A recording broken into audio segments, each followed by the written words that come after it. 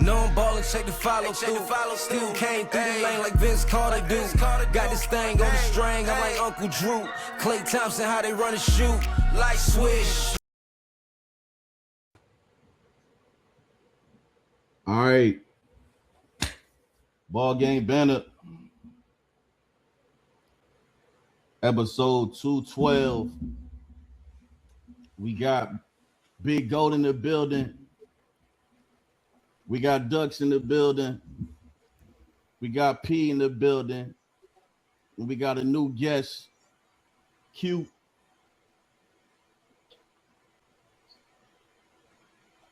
Q don't want to show his camera. Stop crying, you big baby. They got another show on Saturday.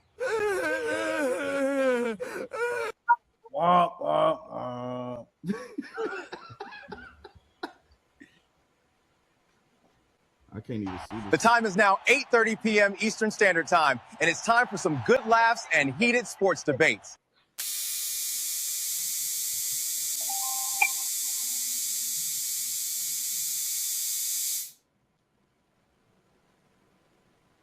All right. We got a good show for y'all today.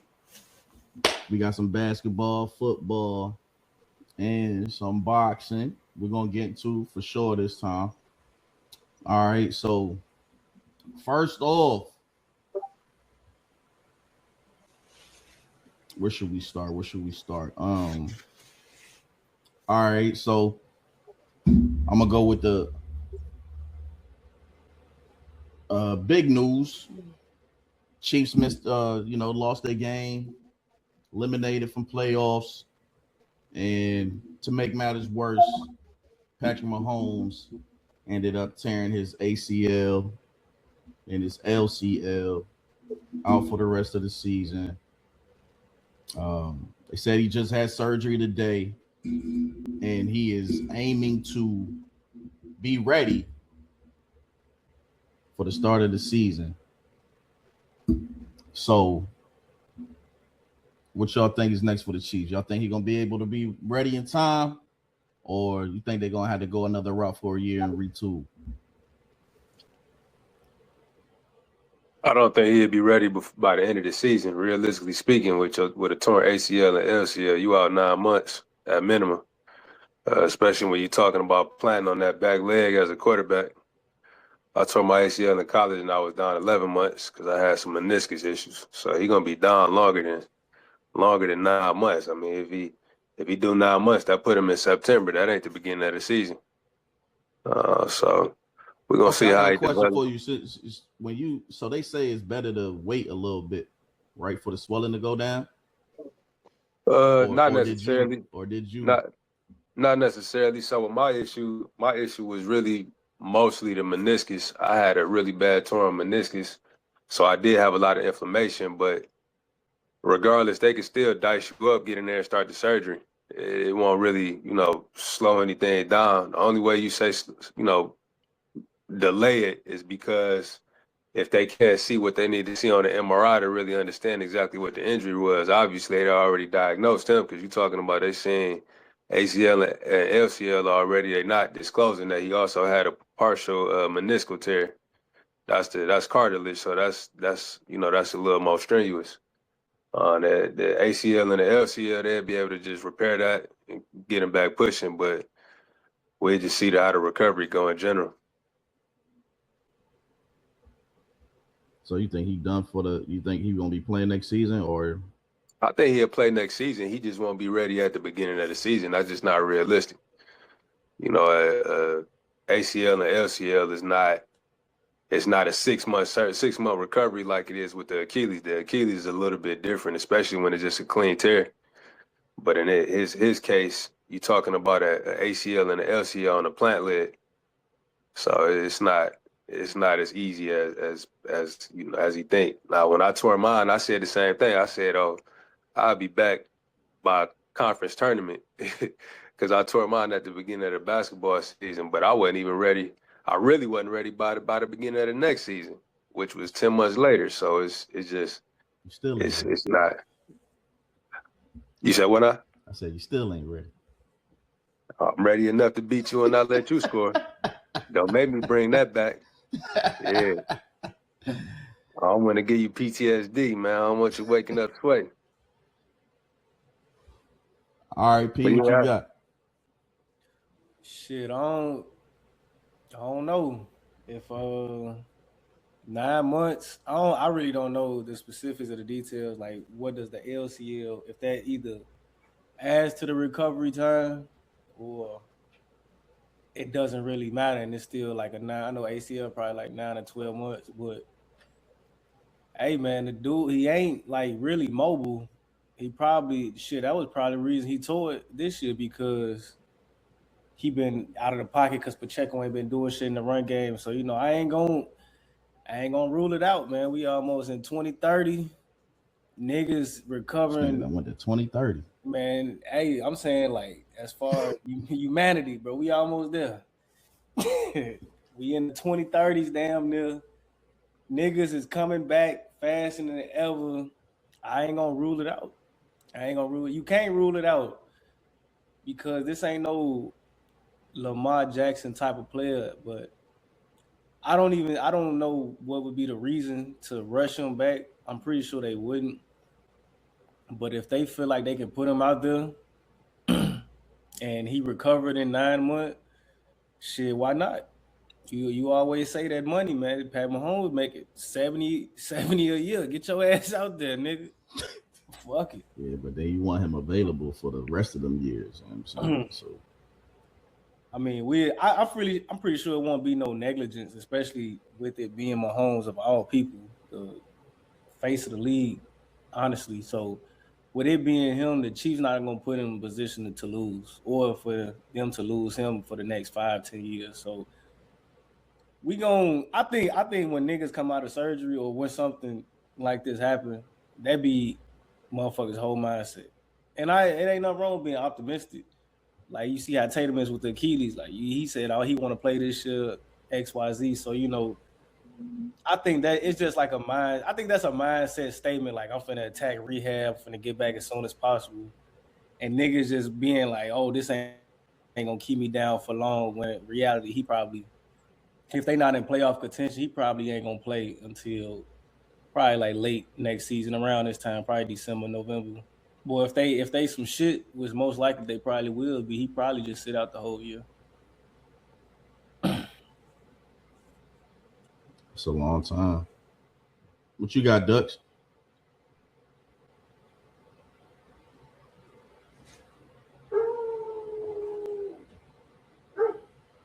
No food in that bowl. Ain't shit in that bowl. That nigga over there stretching. All right, well,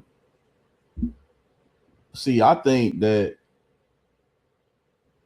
I don't know if he gonna be ready. He aiming this kind of remind me of that RG3 shit. You know what I'm saying? Like when RG3 tore his shit, and then he had a whole commercial and countdown and all this, that, and the third about being ready opening day. And then we know how that went after that. And it's one of those things where it's like the Chiefs, they missed the playoffs, right? With him starting the whole year. Travis Kelce probably gonna be out of there the end of this year. They're gonna need some more weapons, and if they smart, they would, I know this might be a little wild take, but if they smart, they go grab Justin Fields for a year. Hey, stop it. They go grab Justin Fields for a year. You know what I'm saying? And then whether they're shitty or they're good depends on if he comes back. And if y'all are shitty, which I don't think they would be with Justin Fields, but if they shitty, then you bring Mahomes back the next year with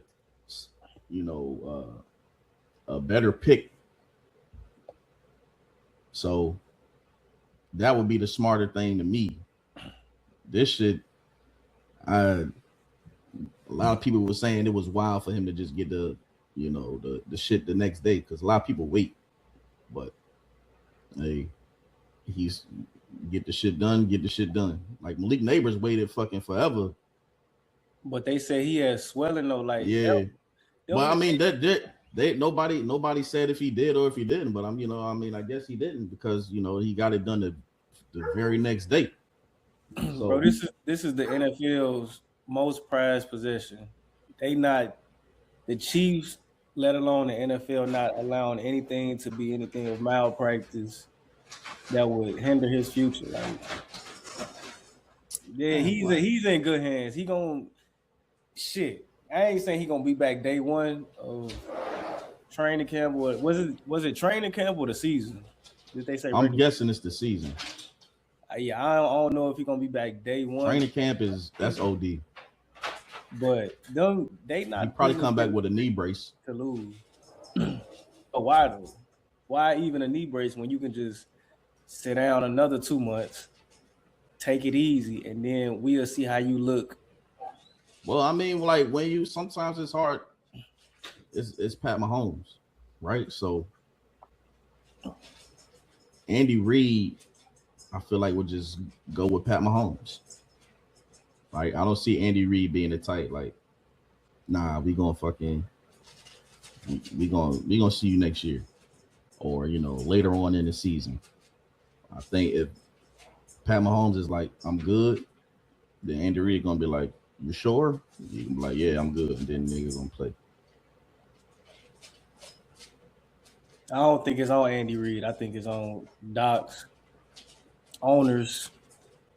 If I'm the owner, I don't give a fuck what Andy gotta say. If the doc said he ain't clear or they said he might need some more time, I mean the doc gonna clear him. Like he can't go to Andy Reid without the doc clearing him. I don't know. I just don't see him being back. If it was like a partial torn ACL, but then again, like I don't know how the LCL plays. If it plays a different role or if it doesn't. So, with that being said, like we don't even know if it was a fully torn, partially torn. They don't really drop the details. When all right, let me see if I can motherfucking find that shit right quick. Hold on. But I feel like that shit just niggas just keeping their hopes up, being optimistic. Like I'm gonna be back first day, blah blah blah. Like like motherfuckers just love saying that, like movie, storybook, fairy tale type shit. It ain't fairy tale to be back opening season in September. It ain't like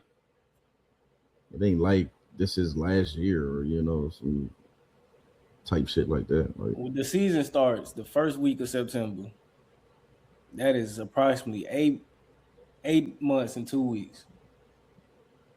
They say it's rare for a player to have such a major surgery the day after his injury sustained, but as evidenced by Mahomes beginning his rehab immediately, the 3-time Super Bowl winner, blah, blah, blah, is determined to be back on the field as soon as he can in the hopes of starting the 2026 season. Blah, blah, blah, blah, blah. Blah, blah, blah, blah, blah. Not only did the Chiefs play over Uncle Clue, blah, blah, blah, blah, blah, blah, blah, blah, blah. Yeah, there's nothing on that. That's the most they got. All this is gonna boil down to what it does for any major injury is what his body responds to it. What ACL is typically 9 to 12 months, and it's the phases where you can resume physical activities when you just doing slow movements, leg band work, whatever the case may be, strengthening the knee. But all of it boils down to is how his body responds. And with him being a light-skinned nigga, I just doubt that he'll be back in 9 months, man.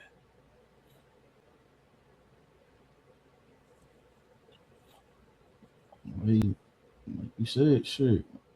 I mean, we done seen people come back, you know what I mean, and be better or just as good as they was. Hey, Pete, the only one to really do it where he came back quick and stronger. Yeah. But I mean, Mahomes can just be, everyone knows he can play from the pocket. You know, he does his escaping and throwing from outside the pocket and scrambles when he needs to, but he don't really depend on his athleticism that heavy. So if he come back, you know, he gonna come back with a brace, and I just hope he don't favor that shit too much, because you know that overcompensating lead the worst shit. So That's the point. Like, why come back with a brace when you can just sit out a whole? Well, I'm saying some people wear a brace just to like have that extra support. That's what Tom Brady did when he came back. Tom Brady is an unathletic. At least Pat Mahomes got a. Oh man, he still had a brace. He a little athletic, just a little bit. But Tom Brady's stiffer than a motherfucker. I ain't gonna lie. And how long he wore that for? Just the season afterwards? Nah, he wore that shit the rest of his career.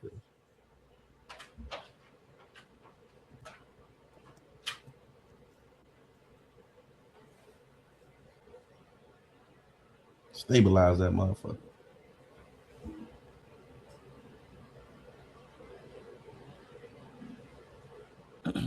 I doubt it.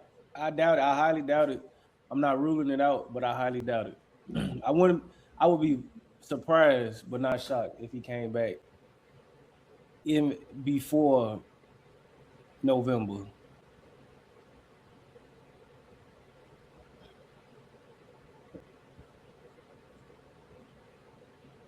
Yeah. All right, then I ask. You say November.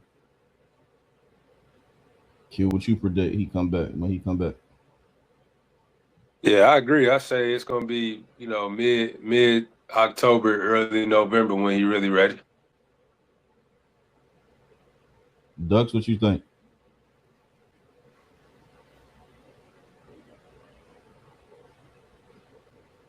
This ain't gonna be ghost the whole show.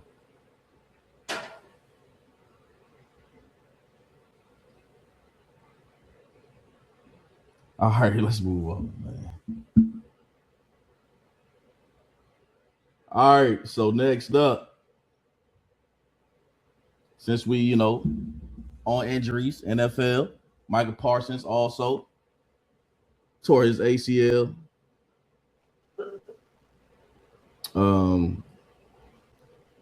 It was more than that too, wasn't it? It was like his. Yeah, he had a meniscus too. Yeah, so he tore all his shit up. Non-contact. All right, yeah, so he tore his. Yeah. And you know, that was a big trade early on in the season. People said Jerry Jones was out of his mind. It was the right decision for Green Bay because even with him being out now, obviously it's going to impact them in the playoffs. But look at where they at. They're on the top of the NFC right now. Well, on the top of the NFC North right now. No, they are not. They tied with Chicago, right? No, we a game ahead. So Chicago a game ahead because of the record. The record, yeah, they got a draw, and we got an extra win. They 9-4-1, and we 10-4. 10. Gotcha. No, they beat Chicago twice or once. No, they won once. We play them again in 2 weeks. So y'all play them again.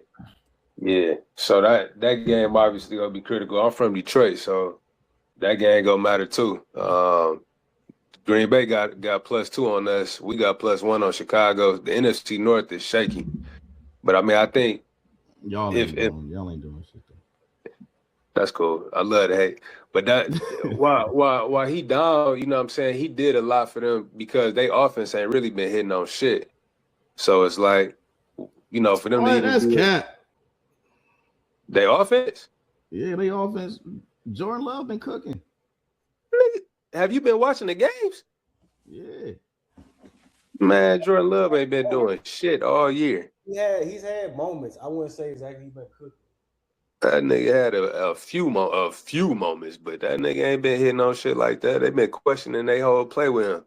Man, But Parsons in that defense didn't like yards, that. 23 touchdowns, 6 picks. What y'all talking about?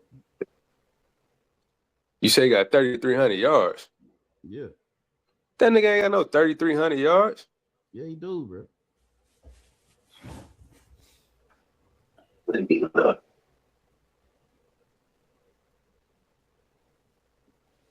$23 touchdowns, 6 interceptions. 23 touchdowns. All right, so he had. Let's look at that. No, he definitely don't be cooking. I'm looking at the game where he played against your real team, the Panthers, your other team, the Eagles. He struggled against the Giants. I'm looking at his QBR. His QBR against the Broncos, 68. His QBR against the Eagles, 68. The Panthers, 80. He had a couple other good games up in there, but Vikings, he struggled. So you only gonna highlight. You ain't gonna. Well, say I'm just saying saying 4 touchdowns, no picks. You ain't gonna say nothing about the Bears. He destroyed. Come on, he destroyed the Lions and he destroyed the Bears. All right, he always just destroyed the omit Lions, that. though. Right, but what I'm saying is, when it's time for him to show up, when he don't have a reason not to, he don't show up. A bunch of mediocrity, just like this Denver game. They ain't supposed to win that Denver game. 68 quarterback rating, 1 touchdown, 2 interceptions. I'm just not a believer in him. What I'm saying is, Michael Parsons did what he was supposed to for that team because that defense is like that. The defense was already good. Adding Parsons to it made that defense really good, and losing him is critical. And I don't know that that Green Bay looks the same without Parsons. I mean, I've always said Michael was overrated. People want to talk about pressures. Nobody, I don't give a damn about no damn pressures, man. Are you taking the quarterback down to the ground or are you not, bro? Well, how is he not doing that?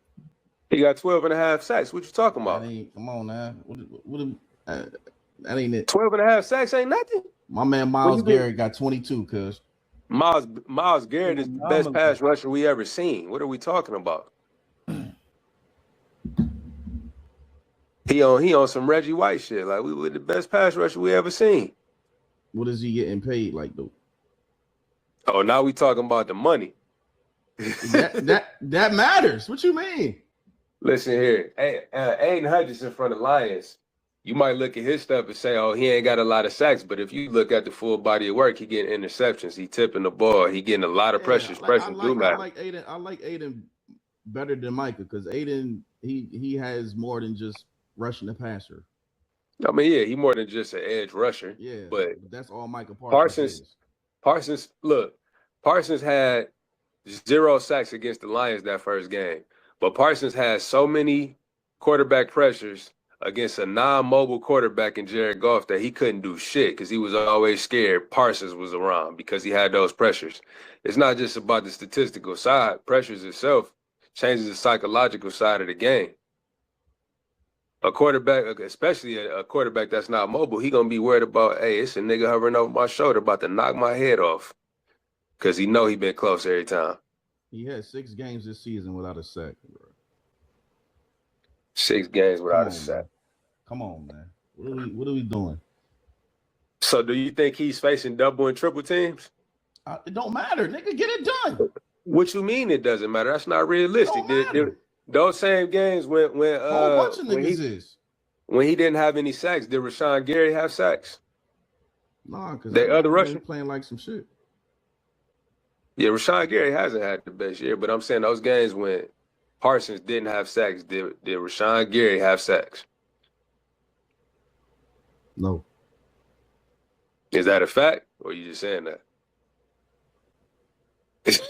Both. Both.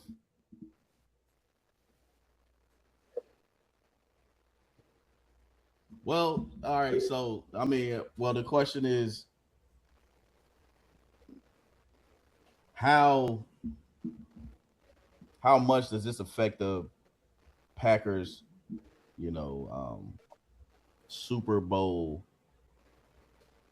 What's the word? Super Bowl forecast. Sure. Or expectation. Yeah. Because they was all on them.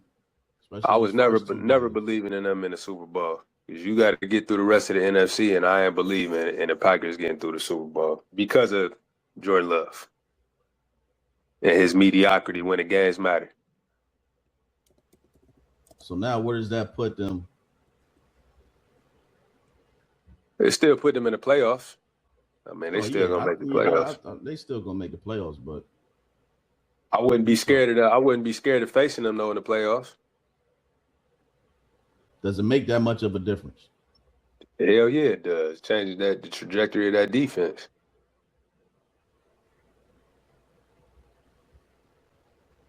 So where do they rank right now in the NFC as not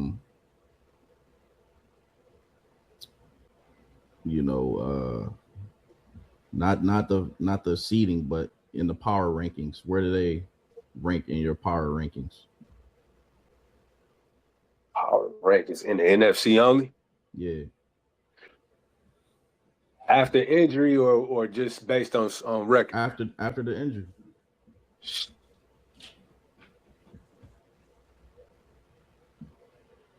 In the NFC, I'm probably putting them 7. Damn. 7. What the hell is the 6 teams ahead of them? Yeah. You got Philly. You got Philly. You got Chicago. I'm putting Detroit ahead of them now. Come on. Talking about power rankings. That's bias. That's bias. You said power rankings. You ain't saying what the current record is. Even though we dealing with a lot of injuries too. That's why we dealing with what we dealing with. Who else out there? Who else in your division? And Philly's division? Come on, man. Nobody. Giants, Commanders. Trash.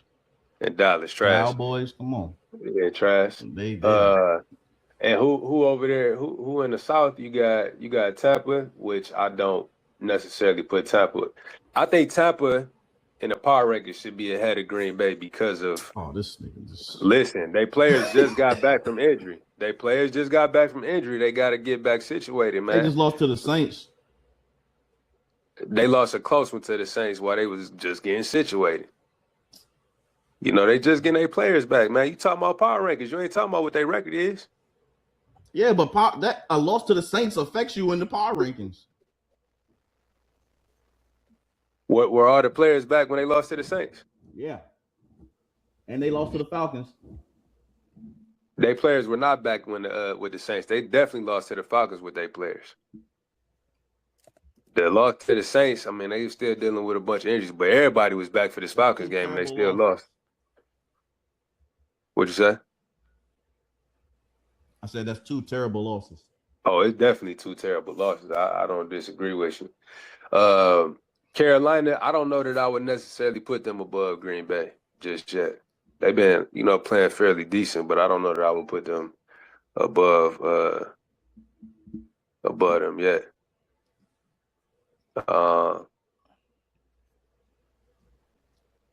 So shit, I'm gonna help you out. The Seahawks, 49ers. Yeah, Seahawks, 49ers definitely above them. Rams obviously above them. So yeah, you got Chicago, Eagles, Niners, Seahawks. Who else out there? The Rams. Detroit. And I got Detroit all above Green Bay. Detroit being 6, Green Bay being 7. All right, P, where you got them? I got them 4 at the 4th spot. I got Rams, Bears, Seahawks over them. So you got them. You got them better than Niners. Don't love Philly, and I think they better than Detroit. But Jordan Love has proven to me that he can win playoff games. The Lions, they not even in the playoff picture, I believe. So they, as of right now, they not They on even. the outside looking in. Yeah, they not even a threat. And what they lost 2 in a row? No. Yep, lost 2 in a row. Yeah, they not a threat right now because they might beat themselves at this point. So Yeah, we already have shit. shit, I still got them at 4. Like I don't with football. Football is like different than any other sport. Like somebody can go down, but you can elevate somewhere else, and then you gonna miss Michael Parsons, but you can make up for it like by scoring more points. Just say that like Jordan Love and the offense got to lock in a little bit more, put 2 more touchdowns or just a touchdown and a field goal extra, and then you can make up for Michael Parsons being gone. Or your secondary can step up and drop in the coverage and tighten up, have a more cleaner game because you ain't gonna have that pressure on a QB and them QB hurries, them QB hits. So football is really different. Like you can lose, it's gonna affect your game, but you can lose a top pass rusher and still be somewhat serviceable and decent on defense. So definitely hurts their chances. I think Green Bay is still a threat because Jordan Love has had moments. He's been having a solid season. He just dropped the ball on a few games, especially that Carolina game. I looked at him different after that, and then that Philly game was nasty. But outside of that shit, that nigga he been solid. He been doing his thing. But yeah, and I say like the Bears, I gotta see us beat them on the home turf. They did what they supposed to do. They beat us at home. That's cool. Fucked up play. So I think we just eye. We eye right now. So I barely got the Bears over them. But this week coming up, that'll be show the test of time if we actually on a level or the better team overall. But they still at 4. San Francisco is they not like that to me. Seattle defense is really good. The Eagles have inside turmoil going on. I don't respect them at the moment. Inside turmoil. Hey man, get my boy the ball. The Bears, I think we waiting on Caleb. If Caleb plays like a decent quarterback all year, we undefeated. Real shit. And then the Rams have been the best team in football all year. So, yeah, those the 3 teams, 2 in the possible that I got over Green Bay. But I think they still got a shot. Like I don't know, they season not just over. The book ain't closed. They still could make a run. They still can make some noise in the playoffs. So we just have to wait and see.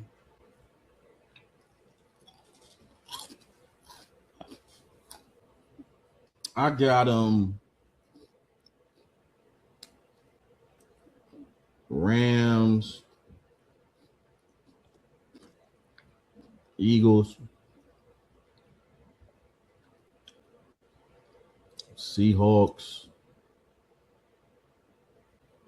and then I'll go Packers. And I will put Bears, 49ers.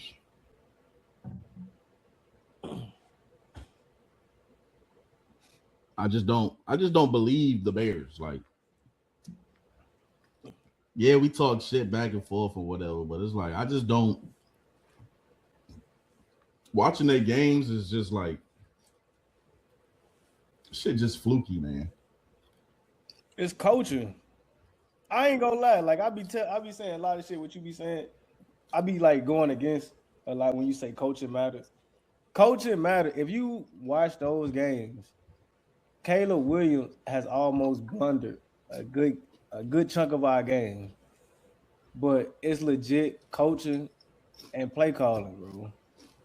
Like Ben Johnson saved my life, bro. Like we back at it. He calls amazing plays. The defense get timely interceptions. That's more of a playmaking. I don't think Kano coach tell you to go out there and catch the ball. But like the schemes that we've been having, the offense just been stagnant a little bit. But I don't think that's a coaching thing. I think it's Caleb Williams' problem, and he's just getting better. But I feel you though, like we ain't proven yet, and that's why I feel like the Bears and Green Bay are more equals than one is better than the other. But like we ain't proven yet. Caleb gotta get some playoff wins. We got more cohesiveness than the Eagles though. I don't know. I think DJ Moore just got happy after this week. Or this was the most animated DJ Moore I've seen this season. Oh, you don't know how it goes. First time that nigga smiled. Oh yeah, he have a good game and then he don't do shit for 4 weeks. Nah, I ain't gonna say that. Hey, I see it. Because he be open.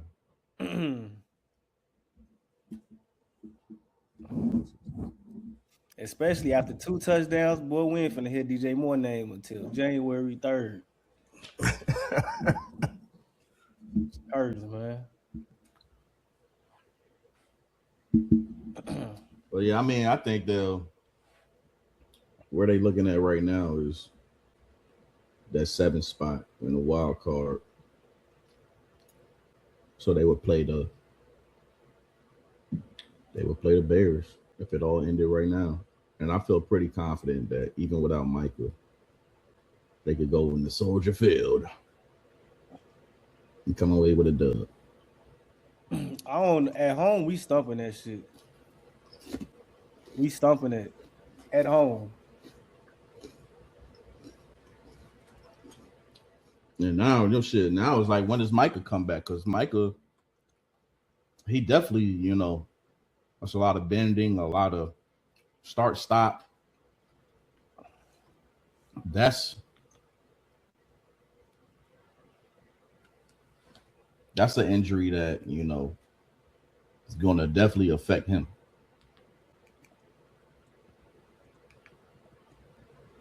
Who's a pass rusher of recent memory that tore it? Didn't Aiden Hutchinson tear his ACL? I don't know if he tore his ACL or broke his leg. I can't remember which one it was. Yeah, I think it was some fracture or something like that. I don't know who was the last pass rusher. Oh shit, Google's right here. Hold on. Yeah, he fractured his tibia and his fibula. His what? Tibia and fibula.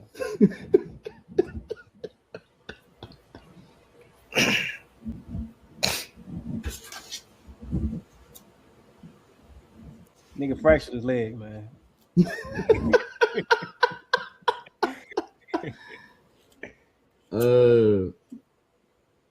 Bitch, I know it was Michael Parsons, man. Give me his before him. God damn.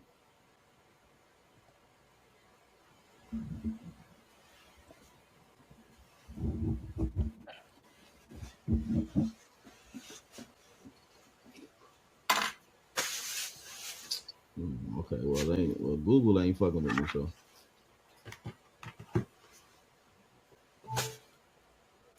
Let me search the latest NFL ACL injuries. The thing about Michael is that he's extremely undersized. You can't tell me looking at that nigga on TV, he don't look like he about 6'1", 6'2". How tall is he? I thought he like 6'3". Nah, he can't be 6'3", man.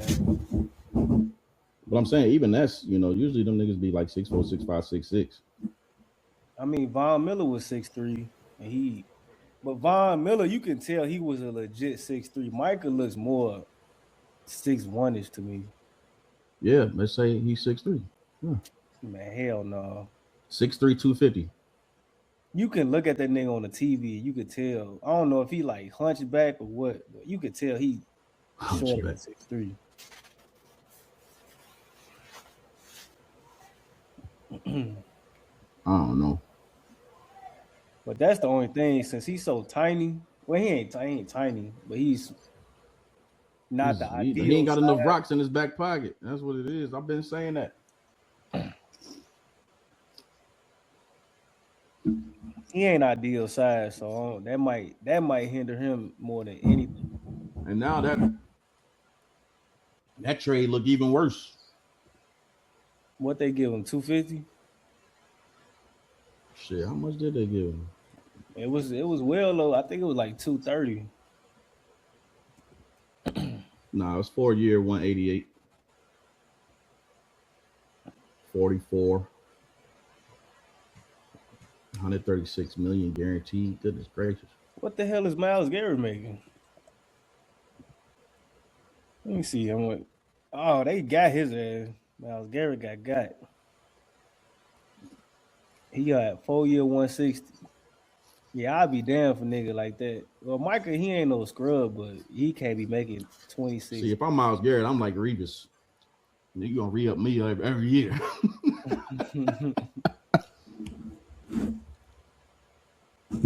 He was like, hold on, man.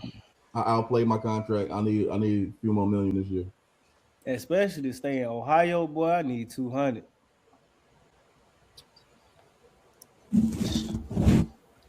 That's what I'm saying. Like that Micah shit was silly, bro. Like he ain't never played a full season.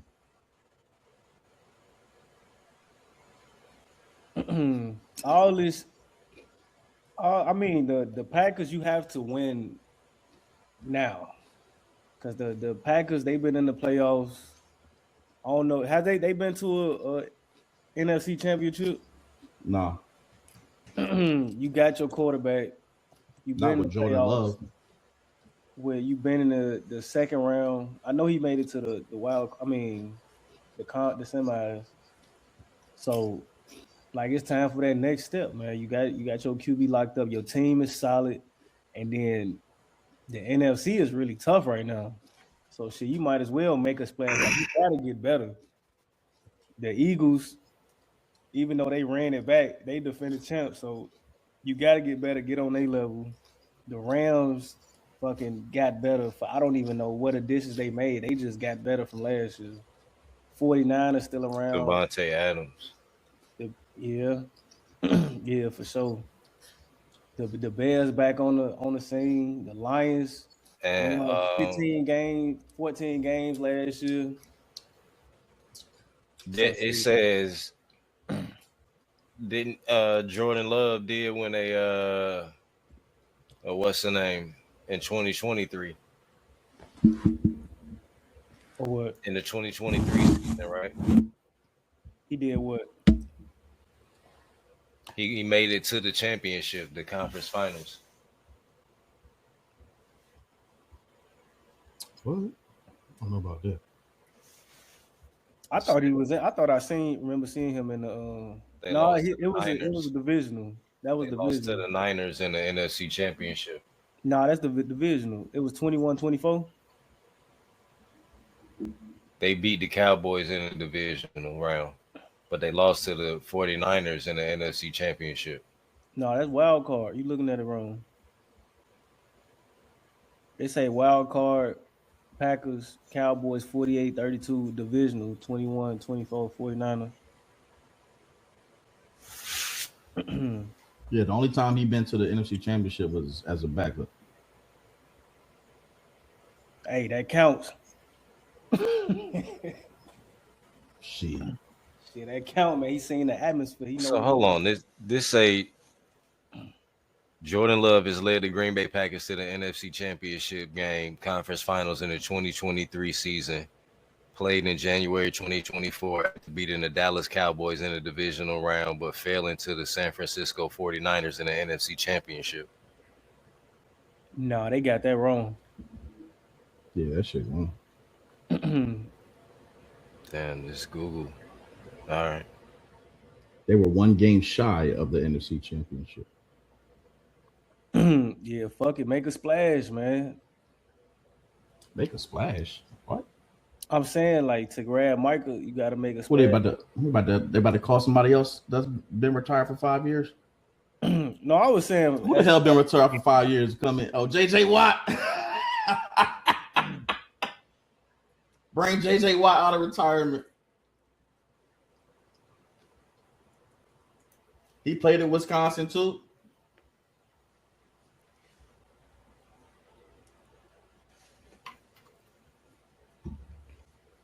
Shit.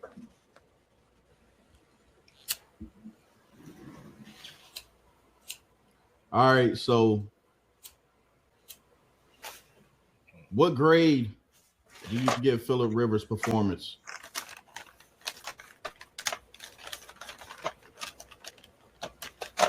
I give that nigga like a B plus. Solid ass game, man. Solid game. He had a chance to win a game. Defense sold him. Shit, at 5 years not being on the field, that was pretty impressive. I ain't gonna lie. 44 years old, that's pretty impressive. The ball was coming out a little wobbly, but I think his ball, his throwing mechanics have always been shaky, but it gets the job done. Cause he didn't have no spiral. He had a little spiral, but it was just wild. Maybe it was windy. But shit, that nigga, hey, he did exactly what he was supposed. He did better than I thought. He fell down that one time, and he locked in after that. Yeah, that shit was hilarious. You said you give him a B plus? I give him a B plus, man. Go up to Seattle, play that defense. What he had a tutty over 100 yards and a pick. I give him a B plus on that one.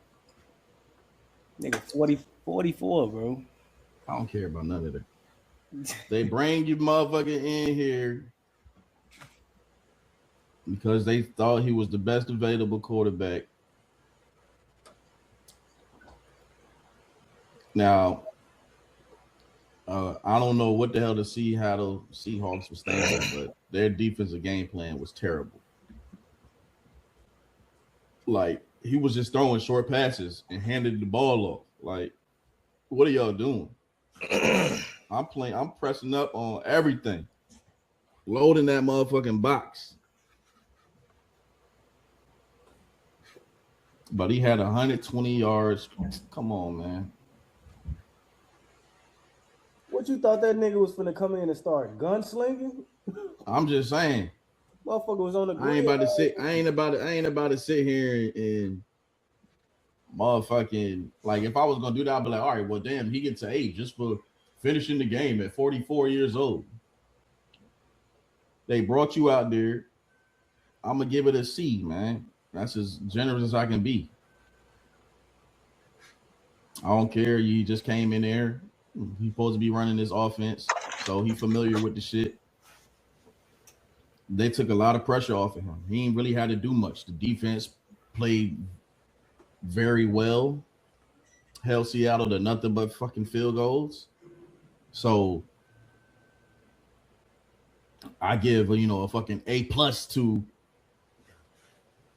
the O-line, JT, the Colts defense. But Phillip Rivers just get a C, man. Right? That was. He got the knowledge, though. He know how to make the checks and can see pretty much where he needs to go with the ball. But a lot of the balls was behind. The balls was them shits was ass. So he get a C. That's as generous as I can be. Maybe a C minus.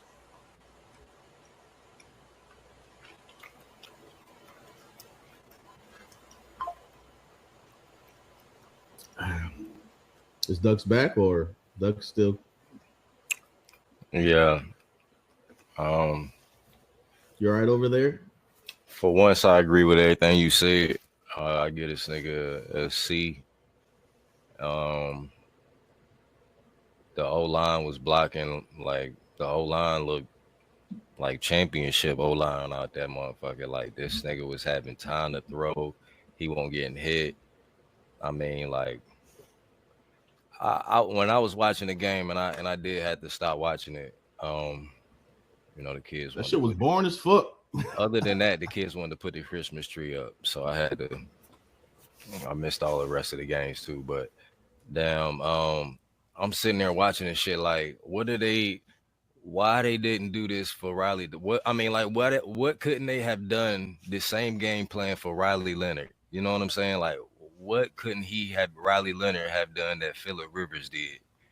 Like, I don't understand it, man. Like, they basically had the same type of stats when Riley Leonard played last game against the Jags. I mean, I know it's the Seahawks, but the Jags ain't no slouch though.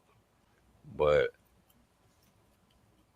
I don't know, man. I feel like it kind of gave me this feeling like this shit, like it's for show, so these niggas can get a story out the NFL season or some shit. You know what I mean? Like, some shit always happen at the NFL season. Like, something always happen when niggas like, oh, let's tune in, let's see. You know what I'm saying? Something crazy, bro. And maybe this was it, but like, what the fuck did they bring this nigga out there for, bro? Like, why? You know what I'm saying?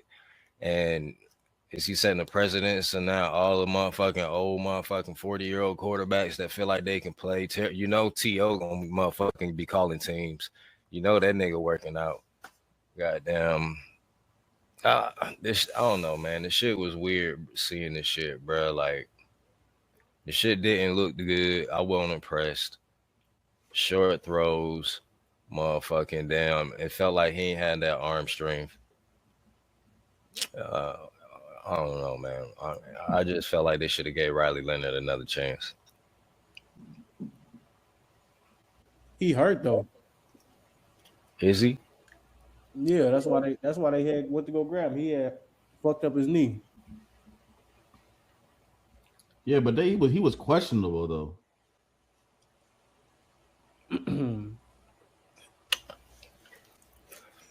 Well, I didn't see the report. I got some. But still, bro, like, this shit,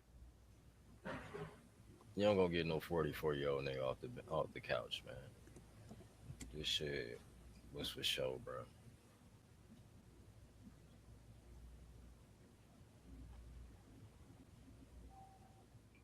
Yeah, he was still available.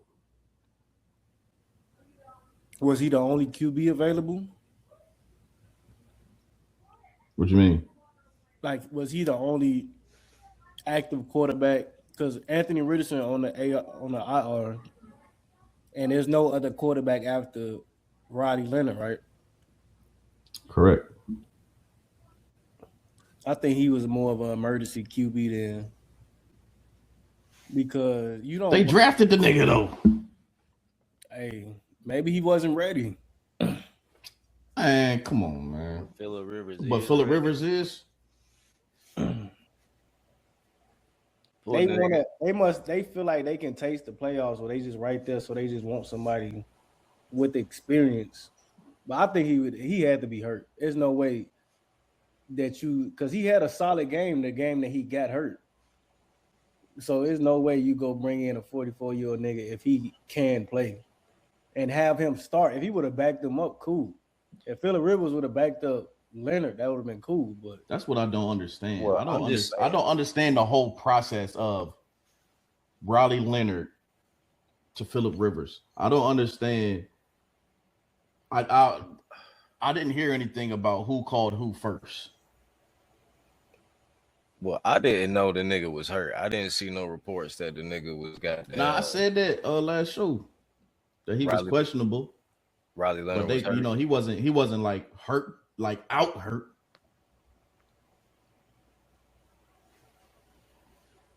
Well, still, bro, I don't know, man.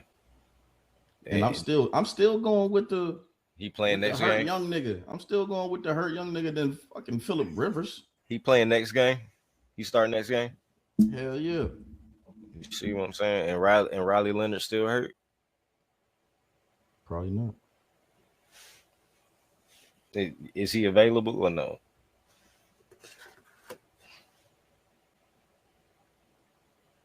Huh? You say he not available? Who? Riley Leonard. No, he is. He no longer has a injury designation. Put the nigga in the game, bro. Stop with this fuck shit that y'all doing, man. Y'all get somebody granddaddy fucking hurt out this bitch. He had a PCL strain. Oh yeah, that ain't no joke right there. He probably couldn't play on that. That's why he probably was an emergency QB last week.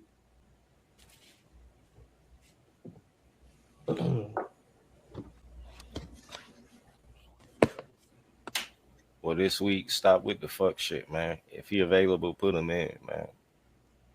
What is y'all doing? You drafted the nigga, get the nigga reps. I think for some reason they probably feel good after this one. They're probably just gonna say you gonna bring a nigga off the couch, man. You know how many old niggas then got up damn on Monday and went to the this week and went to the motherfucking damn Planet Fitness. Goddamn, like they still got it. They about to get back in it. Man, this shit don't make no sense, bro. Stop. Boy, that nigga Phillip Rivers got to be like 285. Yeah, he looking like Ben Roethlisberger out that bitch. I was looking at his out like, yeah, this nigga big as hell. Or was that extra padding because they wanted to keep that nigga? Well, he always wore that shit, like the little flak jacket. He always wore that shit. You know, that's fucking Twinkies and M&Ms and shit. Hamburgers, hot dogs, shit, just killing them bitches at the crib. Steaks. Same shit you got on. Steak as big as your back. I ain't got nothing. Hold on, I forgot my camera was off. You know, the people like to see me. You know what I'm saying? Yo, heat much don't work in that bitch, boy. You always got a coat on that motherfucker. No, I came in from outside.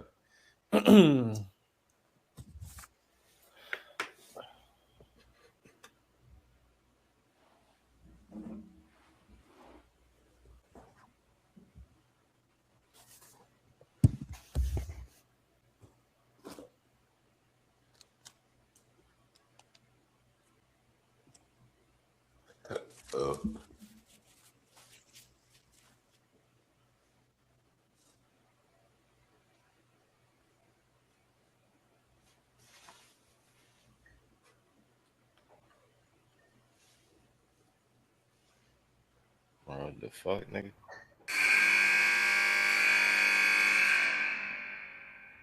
What happened?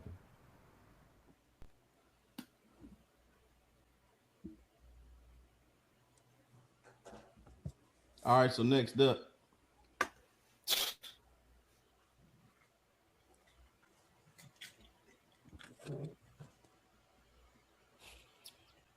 All right. It's the last football joint we got. All right.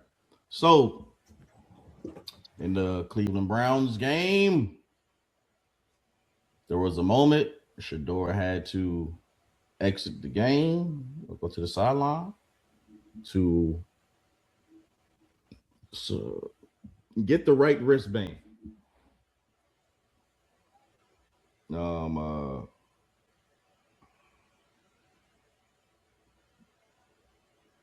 They asked Stefanski about it. They asked Shadour about it. Who y'all want to hear from first? Shadour probably played it cool. Just play Shadour's shit. Nah.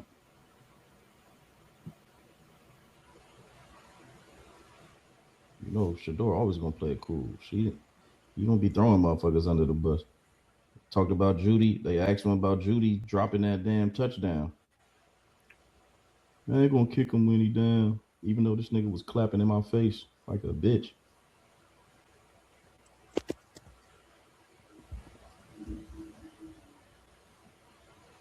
Boy, they need to. Boy, that's after they fire Stefanski.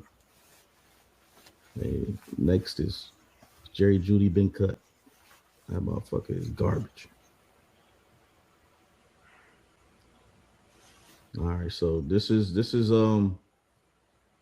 Shadour. It's quick.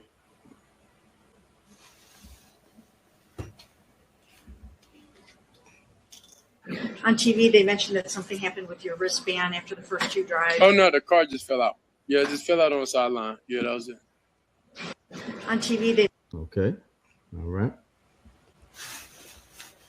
Car fell out. All right. Now let's see what's Stefanski.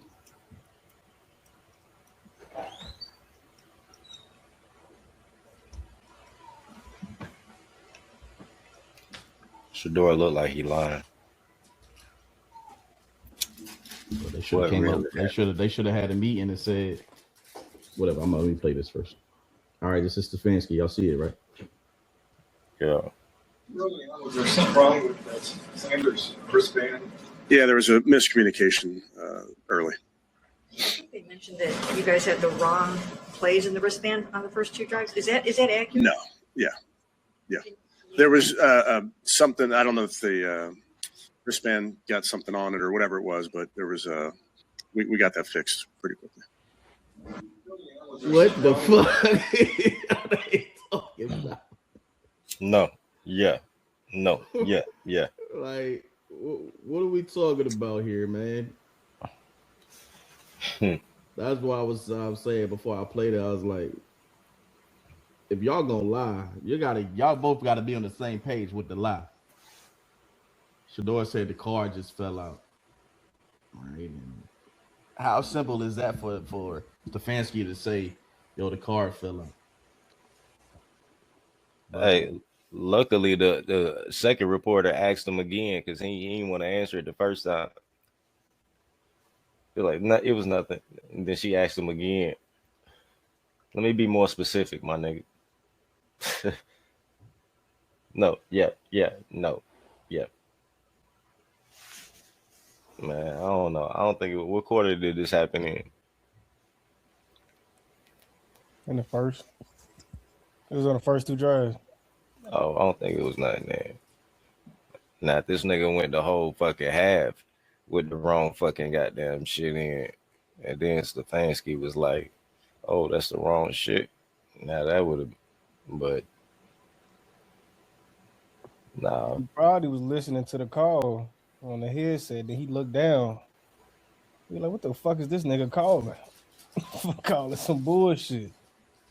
But man, I just don't know how. Is this sabotage or what is it, man? What is it? I don't know how worse. Is this the misunderstanding or what is this? Misunderstand these nuts. What the fuck? This is like the 7th incident that happened this year that just happened to a rookie QB that dropped. Damn, how this ain't never happened with nobody else. Man, this is the collusions of all collusions. I've never seen anything like it. Like, motherfuckers had to get a gun pointed to their head to start the nigga because Dylan's just so terrible. He comes, he plays solid. Last week was his first bad game. The Ravens don't count. That was his first bad game. And I just feel like they just doing everything possible and not even hiding it. They're not even trying to disguise the fact that they hate this nigga. They real life despise and hate this young, confident black young nigga that got more money than them already coming into the NFL. So, I mean, shit, I don't even know what to say. Of course, this is collusion. This is sabotage or attempted sabotage. But I don't even, is Stefanski doing it? I don't know. Because why would you play with your career like that as a head coach? Like, why would you want that on your record, that reputation? That's why I always keep repeating, like, I feel like it's higher than Stefanski. And I don't know who's calling the shots. How high you think it is? You think it's like ownership high, or is it Roger Goodell in the owners high? I feel like this is all it has to be all the owners, because out of 32 teams, let's cut half out. Let's say 16, we're gonna cut an extra 5, 6. At least 10 at the bare minimum, at least 10 NFL franchises could have used Shadour, and it was like 7 in desperate need of a QB, and they all passed up on him. So that is the first step of collusion. Now that he has the job, I wouldn't. I mean, it couldn't be the Browns owner because I feel like the NFL owners, they're racist owners. You know what I'm saying? As long as you making me money, you winning me games, you on my good side, young nigga. So fuck it. It's Stefanski. It gotta be Stefanski. Dion fucked this bitch or something back in the day. Something happened. It has to be a play at Deion Sanders, and that's my only conspiracy. But this is sabotage, attempted sabotage and shit. Hopefully it don't, but it may just get worse from here on out.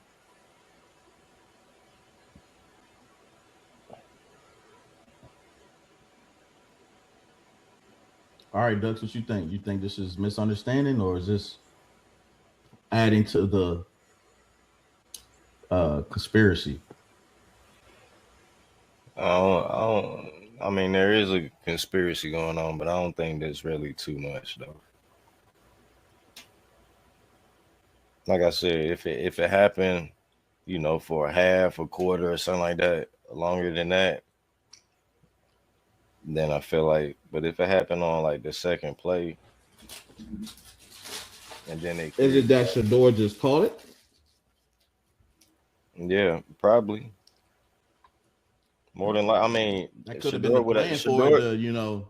You said Shadour ran off the field, right? Yeah. Then Shadour had to catch it.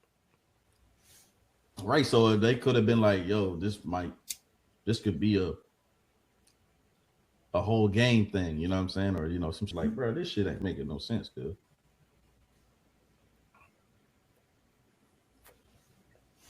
Nah, I mean, the fact that Shadour caught it, I mean, I don't feel like it's really that big of a I'm also gonna say this though, when we talking about the conspiracy and all the 32 owners, right? Because we all know it was some bullshit for him to be a 5th rounder. And then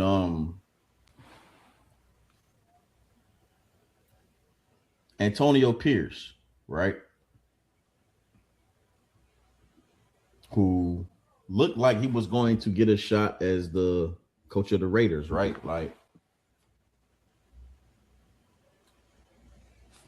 they didn't fire him right after the season. So it was looking like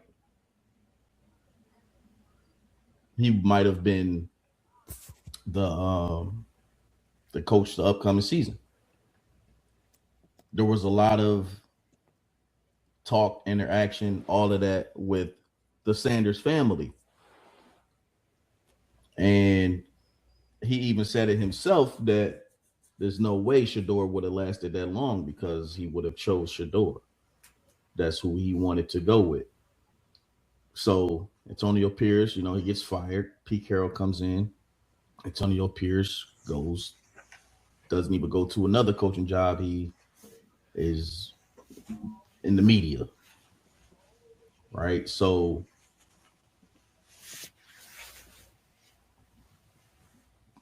all of this shit is just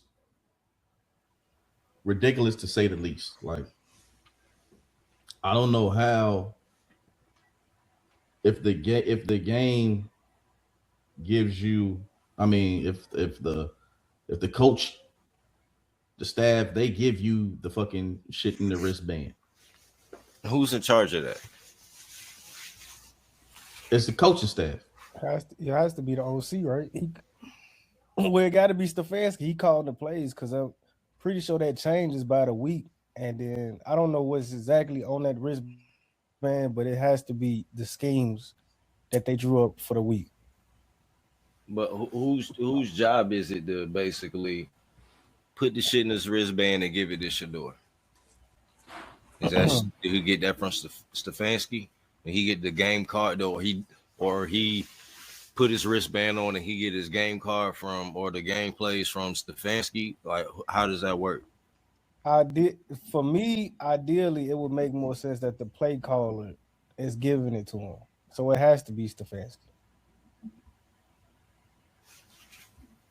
All right, let me even if he wasn't calling the plays and the OC was calling the plays, I'm pretty sure the OC and the head coach go over it before it gets passed off. All right, so they say quarterbacks get their play calling wristbands from the coaching staff, usually the OC or position coach. So it could have been a quarterback coach. It could have been Dylan Gabriel. He probably switched that to locker room. Nah, Brucey. Yeah, so hey, that's crazy. This is my first time ever hearing about some shit like this. Like, it's a lot of firsts going on with this situation. And the NFL been around over 75 years and shit. So for first shit to be going on now is like, come on, man. I mean, the Browns got this shit is deeper than rap, man. They got a lot of shit. This shit is bigger than Nino Brown.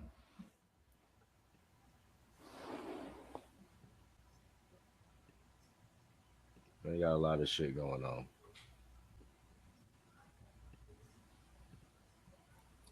And the fact that he ain't fired yet, this just says a whole lot. Like, this shit is definitely bigger than Nino Brown, man. Kareem Akbar, the cool brother from the bank. I'm telling you. This shit just don't make it. So much of this shit just, I can't even say, like, just don't make sense and don't add up. It's just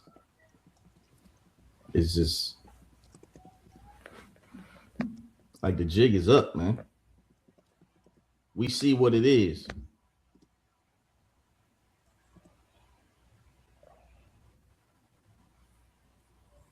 I'm waiting to see how this shit ends. Like, when the season ends, will he still be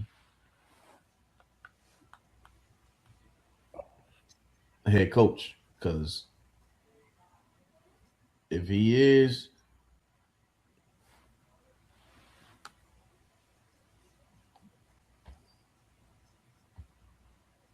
Shadour need to motherfucking, I don't know, man. But there's no way he should motherfucking come back as the head coach next year for the Browns after all of this shit. If he come back and start damn Deshaun Watson, then we gonna know something. No, I think they gonna start the nigga anyway.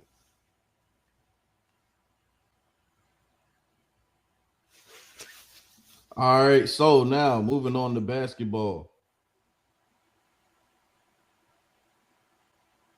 Is there a power struggle going on in LA?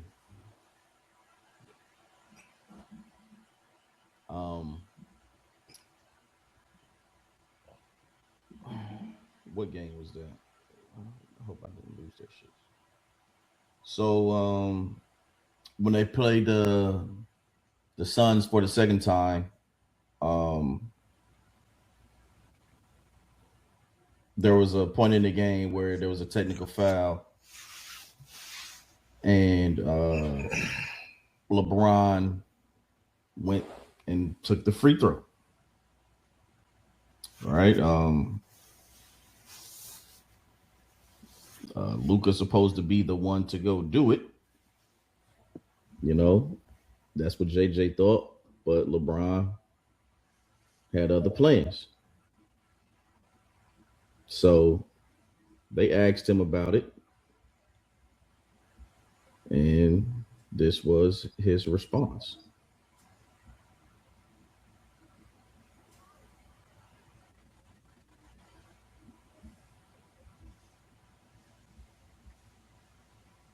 Trying to block that weak ass hairline.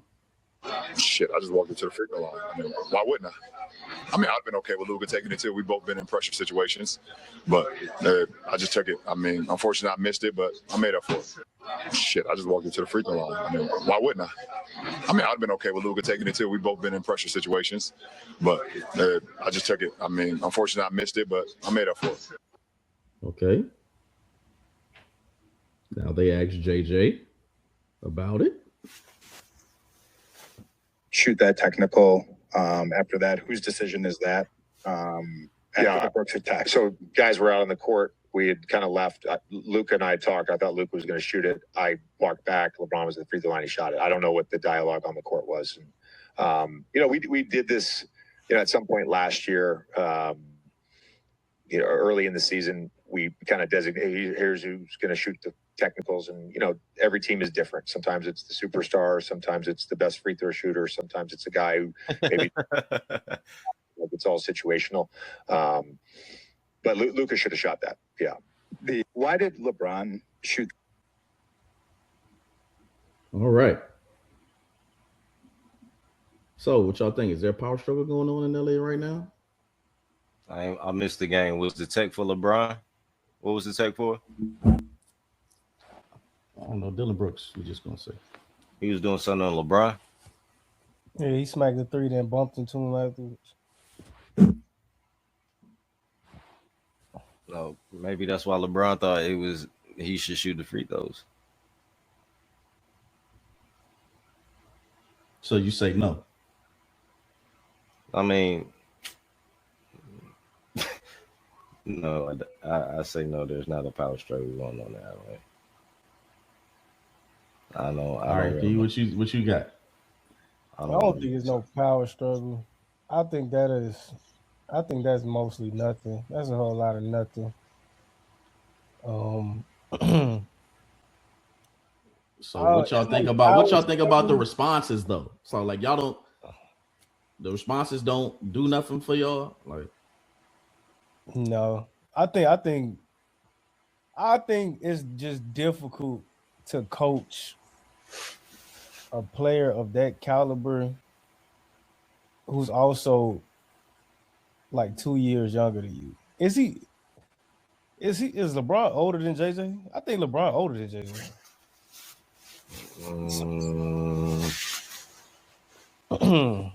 Is JJ already 40? Nah, I think JJ might be a year or so older than him. Okay, so a nigga he's 41. A nigga that you're essentially the same age, and then the greatest player of all time, and he's still somewhat of an all NBA player. That is a very difficult task to do. Not to mention he's always been like the coach. Yeah. And then they had their own prior relationship with that podcast and shit. So I've seen it. Niggas that you work with rank up. You don't respect them niggas. I seen what you was doing last weekend, man. I know what type of nigga you are. You a loser, bro. Yo, that's hilarious. That is a hilarious analogy right there, man. Real, bro. You see your man's rank up E5 and you E3, E4. Like, get your lame ass on somewhere. Fuck on, dude. So it's like I think JJ is just in a difficult position, and I think he ready for LeBron. I ain't gonna say like it's a power issue because I think LeBron respects the game too much to even make JJ feel uncomfortable or dismiss his word, even though he is who he is. I think LeBron still knows his place as far as a player and the coach. So I don't think it's a power struggle, but I also do think that JJ is ready for LeBron to part ways so he can I wouldn't say have more control, but essentially have the team to himself. Okay. So this is my opinion. I think yes, there's definitely is a power struggle. When LeBron is this off says of their video? Is your opinion just off the video or just built up over the season? both, because like we already talked about the last incident that happened when JJ was trying to That get was bronze. nothing. That was not nothing. That was not nothing. I don't care. 40. That was not nothing. It was down by 40, bro. That was not nothing. Yeah, that won't nothing. Because if Russell Westbrook was doing that shit and LeBron was in the huddle, he'd have been like, "Nah, get this nigga out of here. He ain't taking the game serious." Unfortunately, status matters. Russell Westbrook got a bad But that don't make it any less of a thing, though. It's still a thing. All right, so that was last. Russell Westbrook got status. No, I'm saying as far as like his reputation, like how the media portrays him, like, bro. All right, like, we ain't even worry about that. That nigga is irrelevant. So when they asked the question of LeBron, right? Let me play this shit again. Hold on, man. I'll play this shit again. I mean, want niggas to beef so bad. Nah. Y'all see it? Shit, I just walked into the free throw line. I mean, why wouldn't I? See that right there? You know you fucked up. Why wouldn't I? I was involved in the technical. Nah. That's not what he was saying. That's not what he was saying. What he was saying was, I'm LeBron fucking James. How dare you ask me why the fuck I'm going to the free throw line to shoot a damn technical foul? What's wrong with thinking like that? All right, so here's the thing, right? We know that is a big weakness of LeBron, correct? I mean, yeah, correct, man. Weakness. Yes, nigga, say yes. We know it's a damn weakness of LeBron, free throw shooting. 73% is average. It ain't weak. Man, that shit is ass. All right, so when AD was on the team, it was always AD. No, it was on not. The floor. Yes, it was. If he was on the floor, it was always AD. Not all the time, because LeBron used to take them bitches last year too, and the years prior. That was when AD was out. All right, so now, right? He knows. This is how you got to think about it, right? He knows he ain't the nigga that shoots the technicals, right? He knows that even if he wants to take the free throw, there should be some type of conversation about that. Right? So he just says, fuck all of that. I'm going to the free throw line and I'm shooting it because I'm LeBron James and I can do what the fuck I want to do. I just got to listen to me. So that is. I want niggas to beef. That's the psyche of him. I'm breaking it down for you. I got it. Watch. To the free throw line. I mean, why wouldn't I? Come on, man. You see that shit? That's psychology 101. Watch his eyebrows. I mean, why wouldn't I? Come on, man. You don't see that. See, y'all don't be paying attention to shit like that. Saw them eyebrows. Them eyebrows said, come on, man. I'm King James. I might be on the way. I might be on the way out. This might be my last year, but it's all gonna be on my terms. I don't care what nobody say. I'm not bowing down. I'm the king.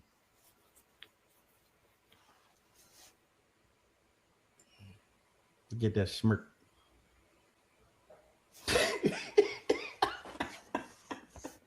Because he wanted him to say something. And then you hear JJ, right? JJ said, yo, Luka should have took that shit. He didn't have to say that. All right. He could have said he could have kept it at what he said.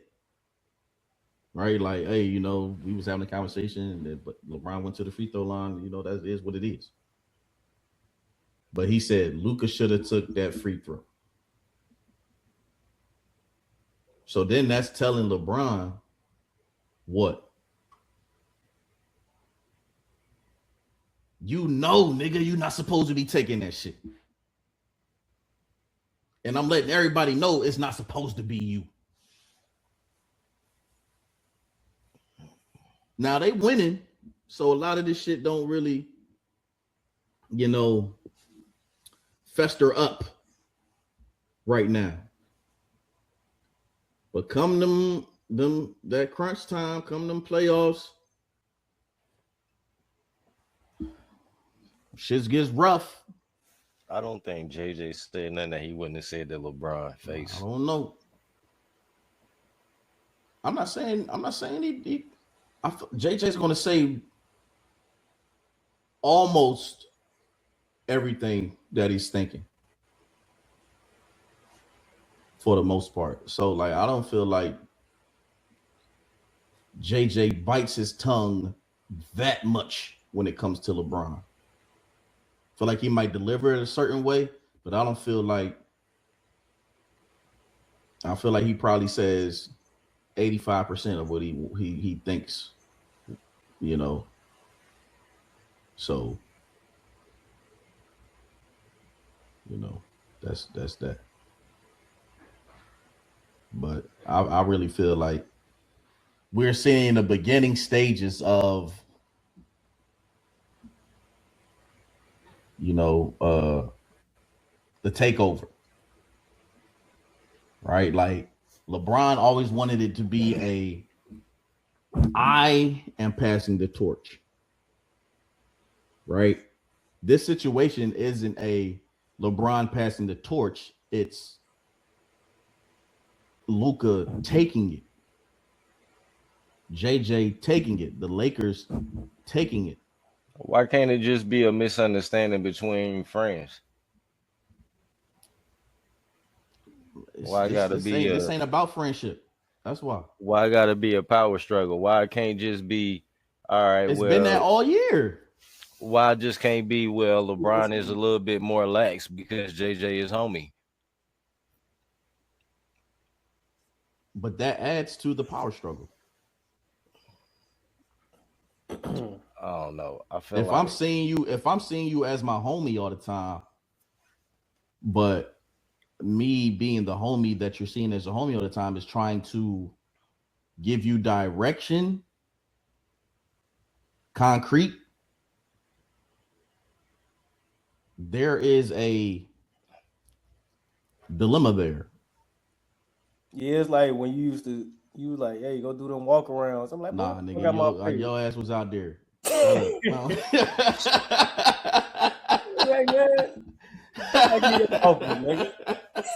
mean, see, so I mean, maybe I feel like JJ will get stern with him when he need to, but you know, I don't feel like this is something to. Damn, Nixon came back. I know, right? To make a big deal out of, I just feel like they, you know, when that's your homie, then sometimes you feel like you can get away with shit. Then sometimes your homie got to sit you down and be like, bro, come on, man. You know what I'm saying? Like, his spike. That's not how we rocking over here. So, who was having that conversation with LeBron? JJ, you just said JJ ain't the one to bite his tongue. JJ will tell his ass. But JJ ain't saying that. I feel like we ain't at that point yet. We're at the beginning stages. I feel like it's going to get to that, but we're not there yet. Nah, man, nah. There's going to be more things that happen, and then it's going to get to that point. They did. It takes a lot for LeBron to do a podcast with somebody. So you know he had to feel comfortable with JJ. He had to feel comfortable with JJ being a coach and taking direction from JJ, but he felt a little bit more lax because that's the homie. You know what I'm saying? No, hold on. All right, here's what I'm gonna say. One, I don't think they homies like that. Not like him and D Wade, but I feel like with the way that JJ was on First Take, shitting on Stephen A every chance he got and being more Team Bron and Team Jordan, that is what piqued LeBron's interest. JJ knows the game. No, LeBron been on nightcap. JJ knows the game. No, LeBron been on nightcap. His descriptive analytics is what struck LeBron's interest. Has nothing to do with how he was bitching Stephen A. He was making him look. Man, cool. no, it does, bro. All of that, bro. You thinking LeBron is this simple? He was making him look foolish from the breakdowns of the analytics of the game. So this is like a icing on the cake type shit, right? So it's like, okay, he knows basketball, right? Because he knows I'm the GOAT. Right, this is LeBron's thinking here. I'm LeBron's inner thoughts. It's a lot of players that got podcasts that think LeBron the GOAT, and he ain't never jumped on a podcast. But hold on, man. Damn, let me finish. Go ahead, my bad. Go ahead, do your thing. All right, so they not on First Take. He on First Take. As Stephen A would say, the highest rated show, this, that, and the third, right? Everybody watches. Nobody knows nothing that's not started with First Take, right? Mm-hmm. So every day, JJ is getting props, right? Like all on Twitter, damn near every day, they like, look at him shitting on Stephen A. You making Stephen A look like a fool. All this, that, and the third. When they do the Bron and Jordan thing, boom, he shitting on them, saying, why wouldn't it be LeBron because of X, Y, Z? He does all of this, that, and the third, right? So now, Bron paying attention to, we know, I'm not going to say he watches First Take, but he definitely is aware of certain things when it comes to First Take. I get what you're saying. So he on First Take, he kissing up, he giving LeBron all of the love on First Take. You know what I'm saying? So LeBron like, okay, this might be my nigga. Right. So now he starts to motherfucking look deeper. He like, all right, JJ. He said, Bron loves Coach K. He played for Coach K 4 years, right? He knows the game. He's kind of seeing it how he sees it. Mm-hmm. So he's like, all right, let me bring this man in and see if we can mesh. Start with the podcast. Okay, I'm following. Dropping science on me.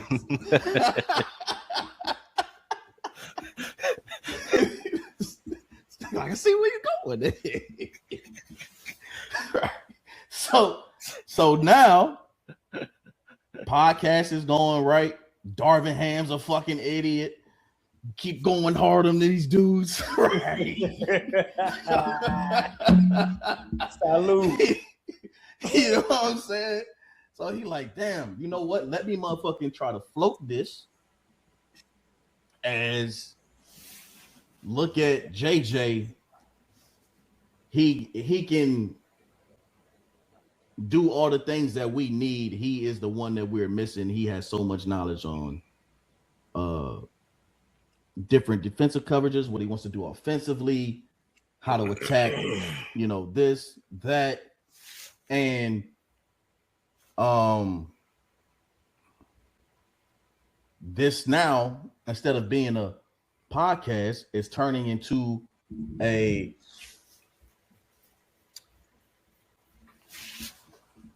I guess you could say, interview, but it's deeper than an interview.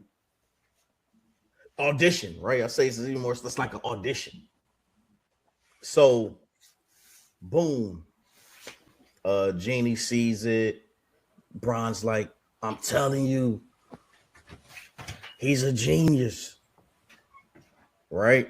So Jeannie's like, all right, Darvin Ham just has his hands in his pockets.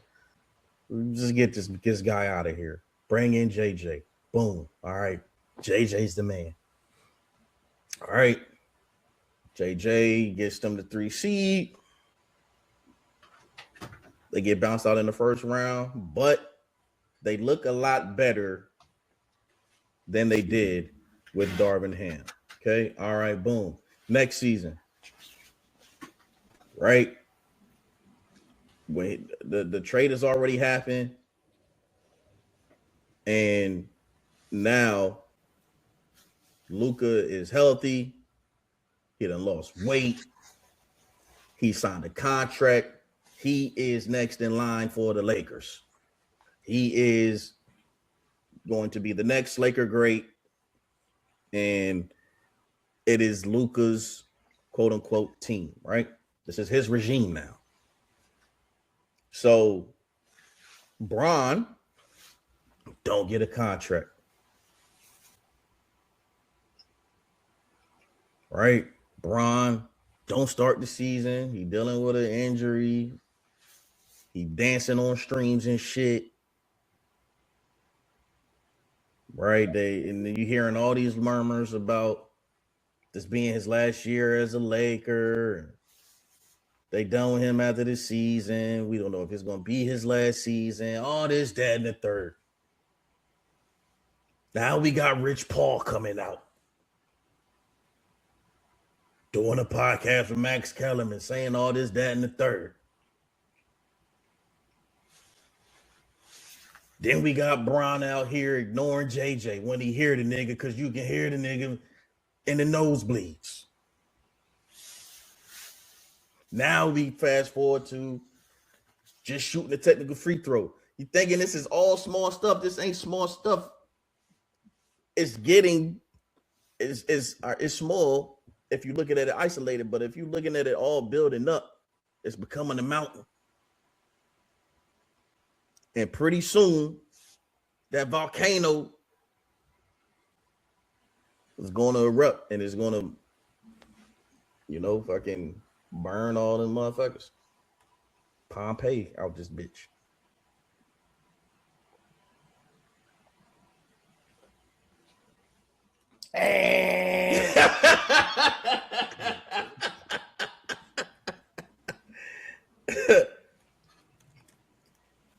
That was quick, timeless line. Oh, that was wrong one. Damn, all my shit's fucked up today. I'm saying I can't even see the shit.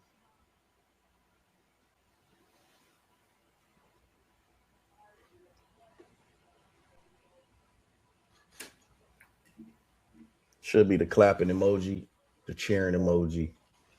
You know what I'm saying? All that shit. Because that was due to knowledge, nigga. That was some conspiracy shit. That was motherfucking. That's breadcrumbs. I'm dropping breadcrumbs for motherfuckers. I don't think it was that deep. I don't know about the Steve emoji. It was that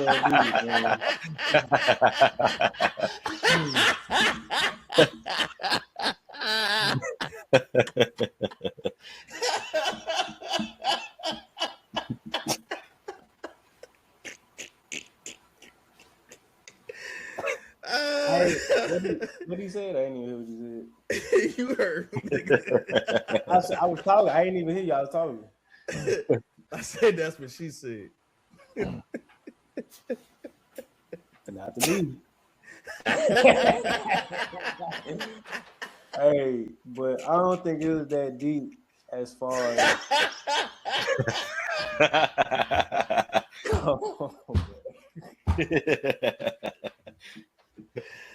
Oh man, that's what he said.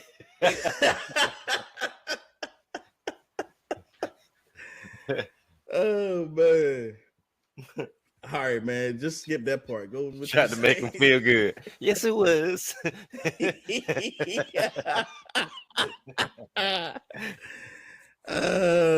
back. It was man. That's hilarious. He said it twice.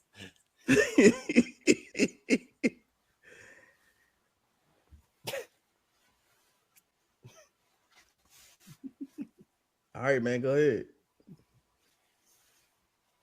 Just don't say that part. I lost my train of thought.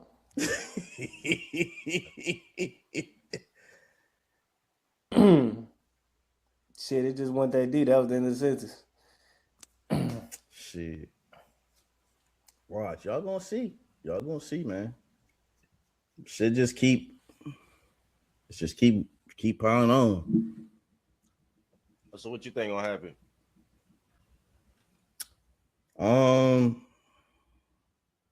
I don't know, to be honest. Like, they playing well, so who knows? You know, they fuck around and win the chip. Hey, winning cures everything. But if that don't happen,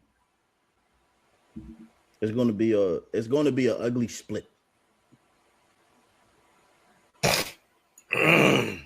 That is what I'm gonna say. It's gonna be an ugly split.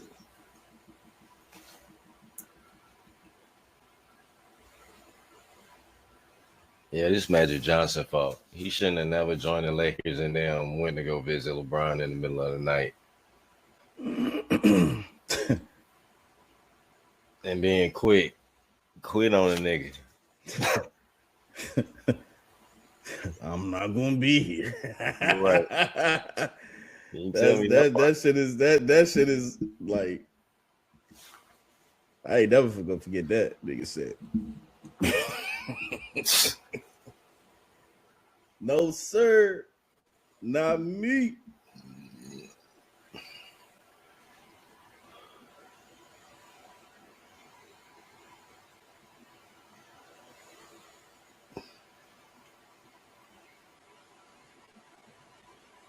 All right, what's next?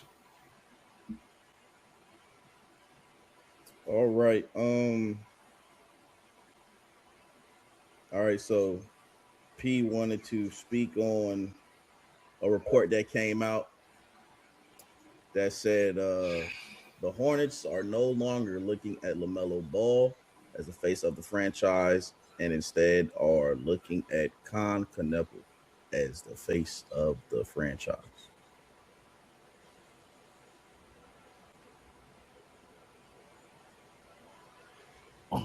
Hey, man. Get him the fuck out of here.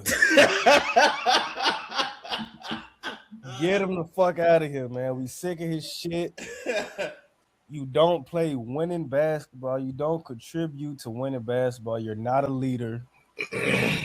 You don't know how to lead, especially as a point guard on the court. You don't lead them physically, as in follow my lead, let's win the game, let me take over the game, or mentally. Like, I'm pretty sure they don't respect him as a leader either because of his antics, never on the court. And Con Kneppel came in with the Duke mentality, knowing how to lead, and they seem like, especially Miles Bridges, is hopping on the train with Con. I don't know about Brandon Miller. Brandon Miller is hurt all the time, his damn self, so he needs to be focused on staying healthy too before he get up out the door next. But I mean, hey man, Con came in being a model citizen. He was the 4th overall pick. I was very high on Con and Duke. I thought he played exceptional, especially next to Coop. But I didn't expect him to come in the league averaging 18 points, shooting 40 from 3. I would be lying if I said I thought he was going to come in the game and start hooping like that. I didn't expect him to be the man. Shit.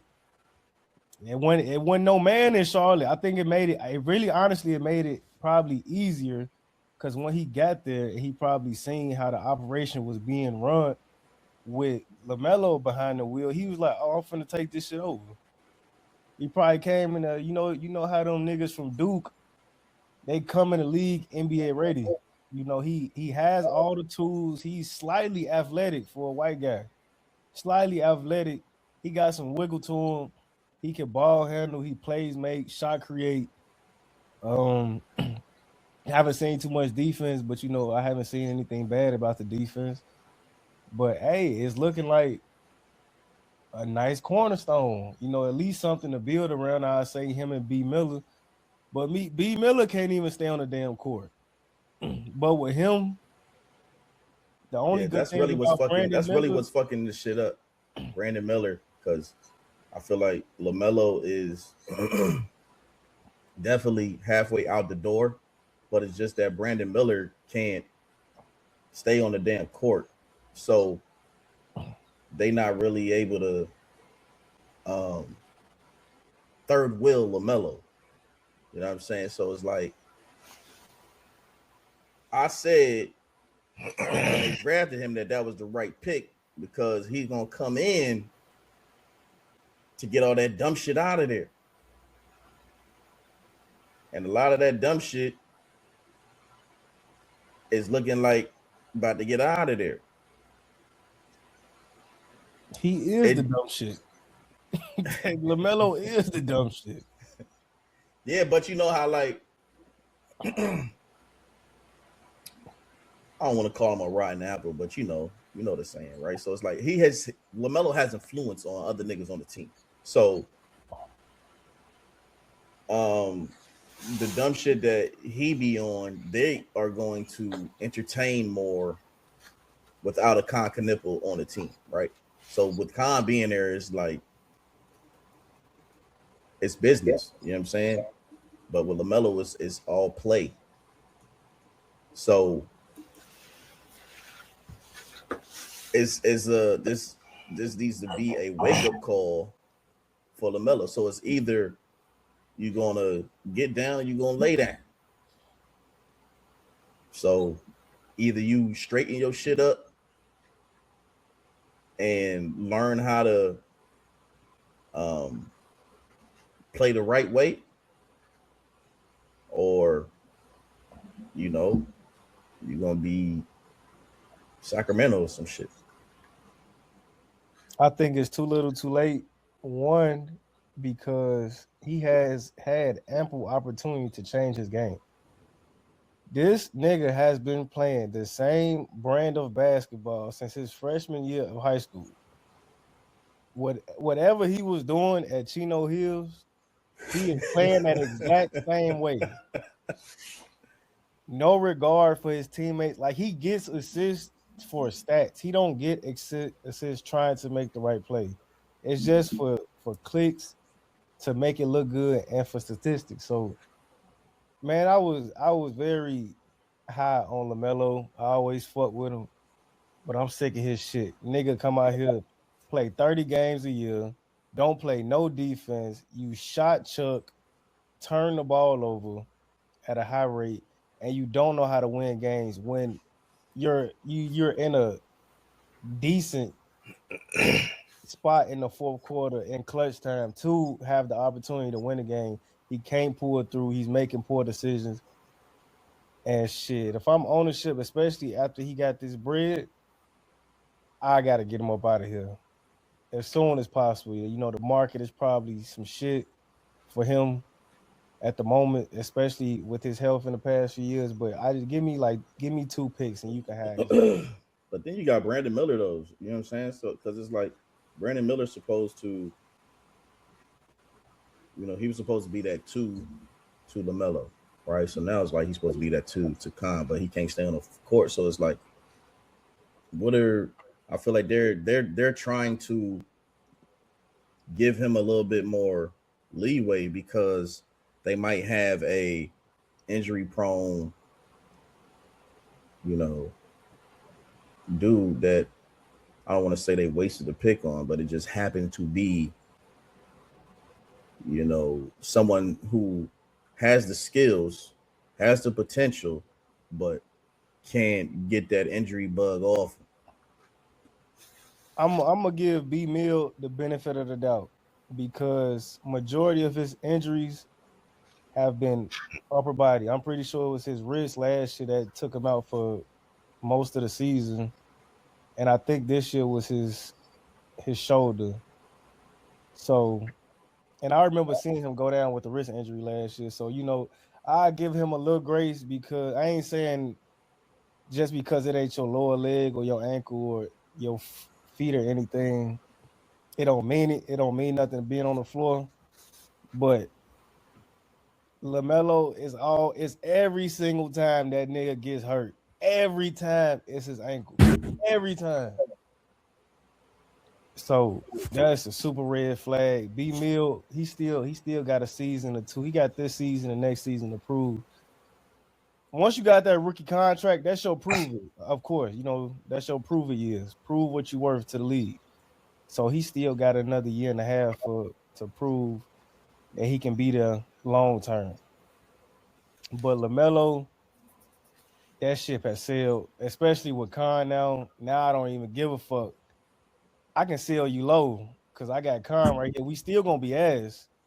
As long as we retain our pick, we get like another pick or two. LaMelo can go. B Mill stay. I draft another PG.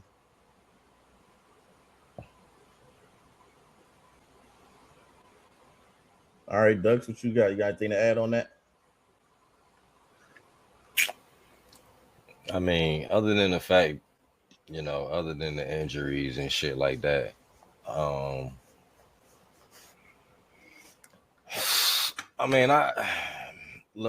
is who he is, man. Like, man, you drafted him the number 2 pick, man. I mean, you can't be thinking that the nigga gonna change his game and you coming in with the number 2 pick. He is who he is. And y'all saw the nigga on the little TV shows and shit, all of that shit. Come on, man. Like, before he got picked up, man, y'all know who he was. Bruh, as far as what he doing out there. How old is LaMelo again? Oh, good shot. Gotta be 24, 25. 24, 25, man. We can't really expect a lot from this nigga. The growth. Nigga 24. Man. 24 in August. Even wilder at 24. You know what I'm saying? You thought you was doing a little bit of shit at 18, 19, nigga. When you damn hit 22, 23, 24, 25, nigga, your shit going up. You know what I'm saying? So, I mean, as far as what he doing on the court, man, other than being absent, I feel like LaMelo always been the same player, man. He get his assists, he get his points, you know what I mean, and he get his rebounds. I mean, what other than off the court shit y'all talking about? I mean, what more can we ask for on the court? He's doing what a point guard should do.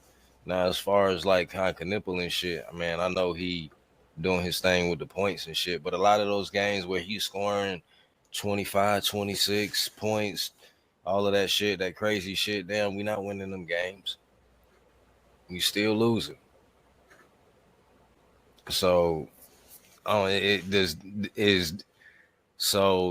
does Khan not contribute to winning basketball because he putting up the stats? He plays winning basketball. Hell yeah, he does. Okay. So explain to me how he plays winning basketball, like taking high quality shots, getting your teammates involved, running plays. Actually, LaMelo don't run no damn plays. You watch the Hornets? Do y'all watch the Hornets? Nigga, I live in Charlotte. Yeah, I know that's why I'm asking. Like, do y'all watch the games though? Mm-hmm. That man, LaMelo, I watched LaMelo his entire rookie year and sophomore year. If the Hornets was on, I was watching that shit. That nigga don't run no plays. Nigga plays. He plays. Do it to that nigga offense. He gonna come down the court. He gonna do it to your ass, and he gonna shoot a shot, or he gonna get a last second assist and send it off so he can get an assist, or a last second pass so he can get an assist. Like, he doesn't contribute, and it's day and night between him and Knipple. Like, every time Khan is taking a high percentage shot, like, I'm pretty sure he's shooting over 40. I know for a fact he's shooting over 40% from 3, and he averaging damn near 20 points as a rookie with about 4 assists. Come on, man. But that's what he do though. He come off screens. He in the corner. He hit open shots. You know, he positioned himself to hit open shots. But as far as like getting your teammates involved, like, he not really an assist nigga. Even at Duke, he was this nigga like that. You know, he don't fucking damn pass the ball to niggas and put the ball where niggas can get open or none of that shit like that. LaMelo is doing that. Now, do LaMelo take bad shots? Yeah, LaMelo take bad shots a lot. You know what I'm saying? But I mean, LaMelo been there 6 years. We ain't really doing shit. We ain't winning shit. Why not fucking go down there and check it up from fucking half court? We not fucking shit. You know what I'm saying? Y'all shit is start. But that's a bad attitude to have though. Like You're the leader. Man. You're the max guy. You're the leader. You're the point guard. why aren't we doing shit? Because you the I'm number not- one. So if I'm you not ain't mad doing at shit, it. It ain't like the nigga got not hitting some of them shits when other niggas do that shit is nigga hit a half court shot, but when LaMelo do that shit what the fuck was that? Boy, that was 6 and 37. oh bro, where the fuck is we going? You might as well put in the motherfucking G League team and let them damn ball out. Like where's niggas going at this point? It's just for stats at this point. Like where the fuck is niggas going? Like go in there this go in there and get your triple double damn type shit. Like we not gonna make the playoffs, nigga. Go in there and get your stats up, damn. yeah, damn. but Who got incentives? let's say we not making the playoffs, but can we win more games? Can we trend upward? Like you get the Pistons get Cade Cunningham, and then they look at them now from where they first started. Yeah, Right? okay. Like you get LaMelo, and then what? Just ass for all these years? The nigga ain't been ass all these years. I mean, I'm not saying he's been ass, but I'm saying the team. So I mean, nigga, come on, man. Everybody know historically we have not fucking damn drafted well. Hey, Kimball was going in the playoffs every year. Kimba was Every doing year. Kimba was not making the playoffs every year. Kimball was making the playoffs every year. Get swept by the Heat. Man, I don't know if niggas damn making the shit every year. Goddamn, we hardly ever made it. Goddamn, maybe a couple. they beat the Raptors when LaMelo Ball plays 12 minutes. Hey. A lot of the times they go on runs when he is not on the floor.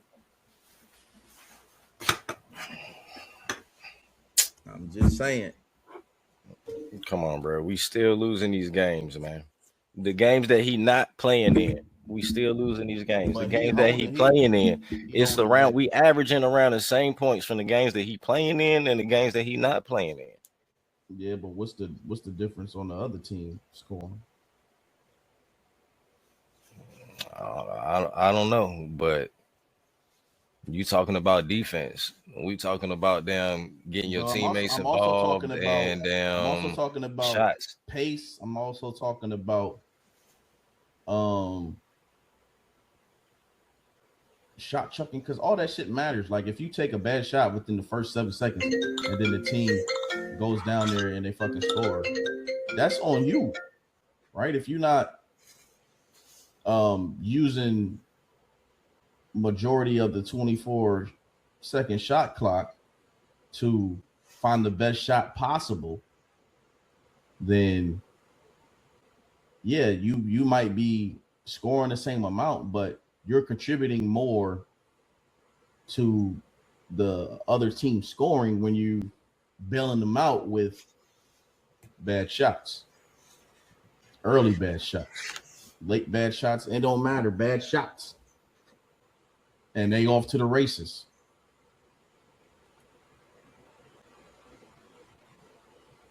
Okay. I mean, I like LaMelo. I'm not gonna lie. Like, I like LaMelo. I want LaMelo to succeed. Y'all making it seem like he just out there just damn taking bad shots all night long, and that's not what the fuck he's doing. I'm not saying he's taking bad shots all night long, but what he's doing is, yeah, they lost. What he's doing is, and what type of basketball does LaMelo play? From the day he got drafted, what type? I mean, what type of damn basketball does he play? He play okay, I'm gonna get a basket. It's not damn here, I'm gonna give you the ball, I'm gonna curl off a screen, and then I'm gonna run back, and then I'm gonna That's not his type of basketball. And we as Hornets fans, we been knew that shit from the jump, bro. We knew that shit when they drafted the nigga. All right, it's been 6 years. Obviously, that style of play isn't working. So why not who improve? had they put around him other than up until now? Miles Bridges is pretty solid. Miles Bridges has been solid, but Miles Bridges also had took a year off.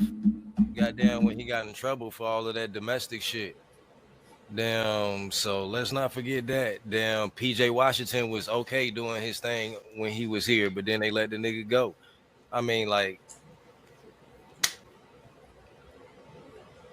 he ain't really had, y'all act like he had motherfucking goddamn a second superstar here, and ain't never been no other motherfucking here other than Melo.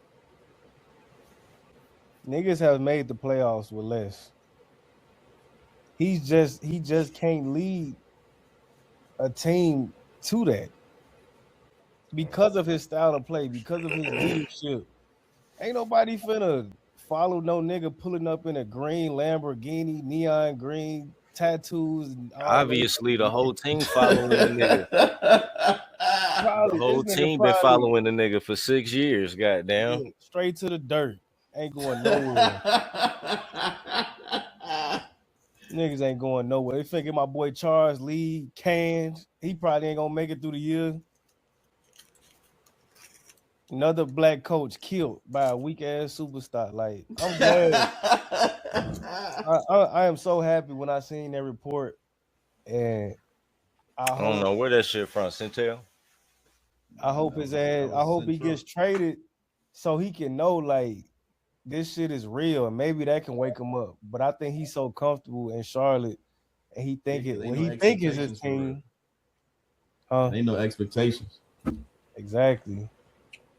But Khan is there, like, nah, I refuse to. Bro, y'all making it seem like it's expectations now that Khan is there. There's no fucking expectation still with Khan is there. Khan is not going to lead. What I'm saying is that Khan had, like I've been saying from the jump, Khan has the mentality of I'm not just going to be out here caring about a damn check and losing every night. That's not what I want to do. He's a winner. He plays like a winner. Like you can look at him and tell like he's a winner. Like that nigga refused. Maybe he just ain't into the shit that LaMelo into. LaMelo probably with that nigga. He just want to come in and hoop. He a rookie too. I just want to come in and hoop and get better. And now all of a sudden this nigga the motherfucking savior of the motherfucking Hornets. Man, stop, bro. He is. He not gonna lead niggas to the fucking promised land, bro. If he's not the savior, he's the very first step into a new era. Because that was a great pick. I mean, yeah, okay. Yeah, it was a good pick, but for a franchise who has a historic record of drafting terribly, that was an amazing pick so far. So 2 months into the season, that was an amazing pick.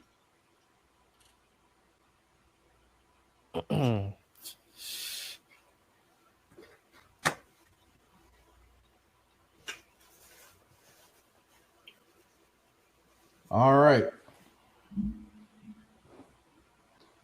We'll see. Trade deadline. Couple months. We'll see if he makes it. All right. Breaking news. Knicks just won the NBA Cup. That was a good game. It's always good to see the players play hard.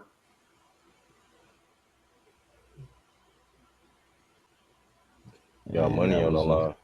Yeah. And yeah, that was a good game. I would have chose the Spurs. The Spurs had it. The Knicks came back. And they took the dub.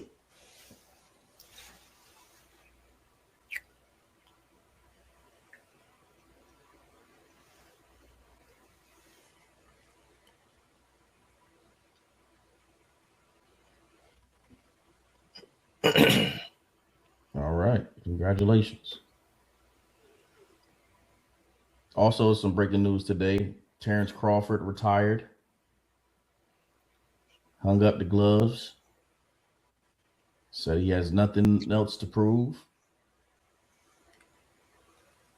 He out in Dubai with, little lady friend. He married, bro. Why you snitching? Man, he know where he is. If I saw it, she saw it. I don't even think they might still be married, but Terrence Crawford just said, I know you had all my babies, but nobody had babies with some others.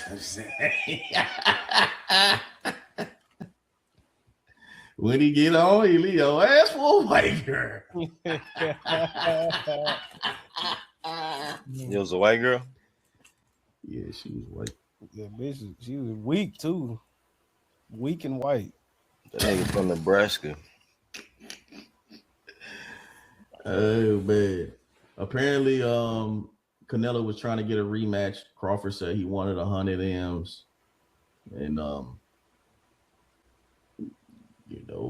guess that's not happening. So he like, hey, no, what more do I have to do?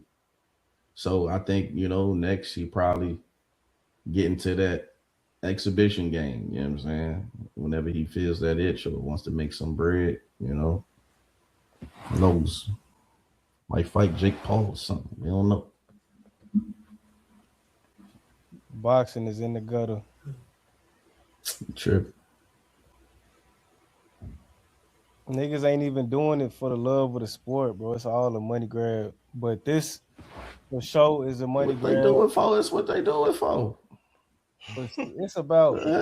You think niggas want to get their head beat in for nothing? It's about your bread. But I mean, I ain't talking about Terrence Crawford. I'm talking about Anthony Joshua. It was about to be Tank. I lost a lot of respect for Tank, but he called off the fight. But it's also like get your bread. Like, of course, you always supposed to get your bread, but still, bro, you still got your legacy to fall back on. Like, even if you get your ass whooped, nigga, I went toe to toe with the best. You know what I'm saying? I was in there with Floyd, Terrence Crawford, Canelo. I was 0-3, but I stepped in there with him. That's Sean Porter. Hey. And 20 years from now, they're gonna be like, damn, this nigga, he went toe to toe with the greats. So, but with Terrence Crawford, I think this is a Floyd stunt.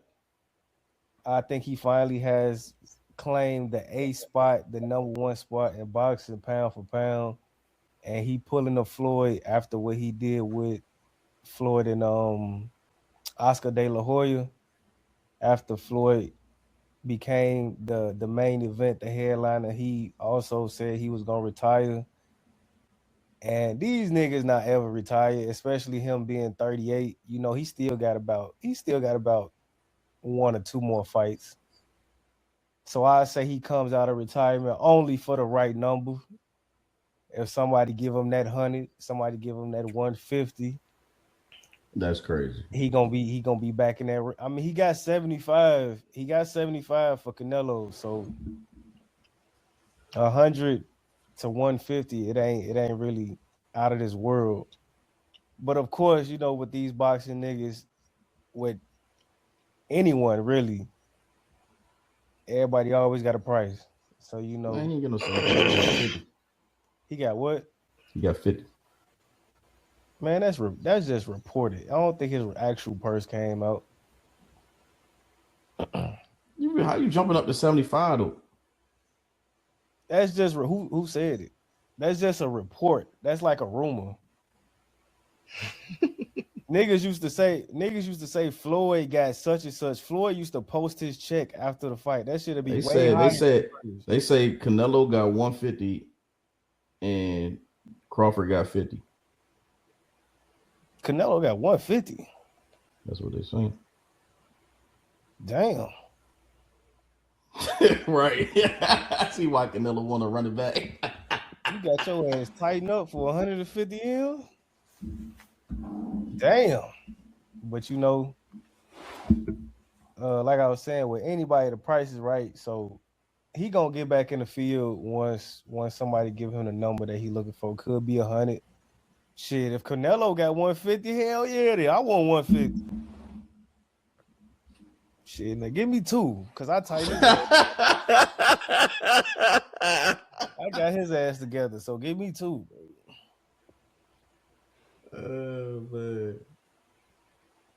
Yeah, shout out Crawford. He one of my favorite fighters. I was following Crawford from the beginning. I remember I was watching him when my first daughter was born. That was, over 10 years ago. And I was holding her and I was watching the fight. And I was like, yo, he gonna be one of them ones. There we go, Now you come look at the date. He one of the best. He up there. So shout out to Crawford. Hey, he feel like he should hang it up. He did a lot, man. Whoop a lot of ass. He was exciting. I always liked his fights. And when it came down to it, when they said, yo, you can't beat this dude, he went and did it. You can't beat this dude, do it again. So Crawford, man, one of my favorite fighters, yo. So the boxing game, especially me, I'm gonna miss you, but Father Time is undefeated. You feel like it's time to hang it up. It is what it is. You got a bag. You out, you know what I'm saying? You loving life right now. I ain't mad at you. Lead the game for the game, lead you. Jalen Hurts.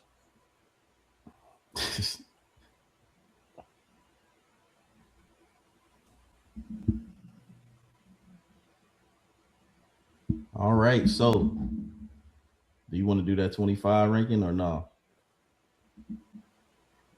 Because that was the last thing. No, what's the time on the show? 2 out? No, we ain't gonna do it.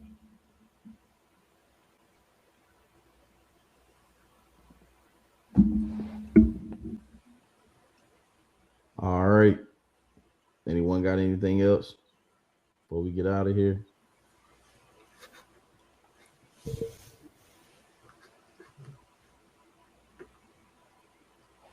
Free R. Kelly.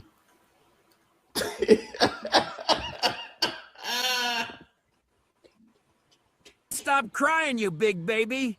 They got another show on Saturday.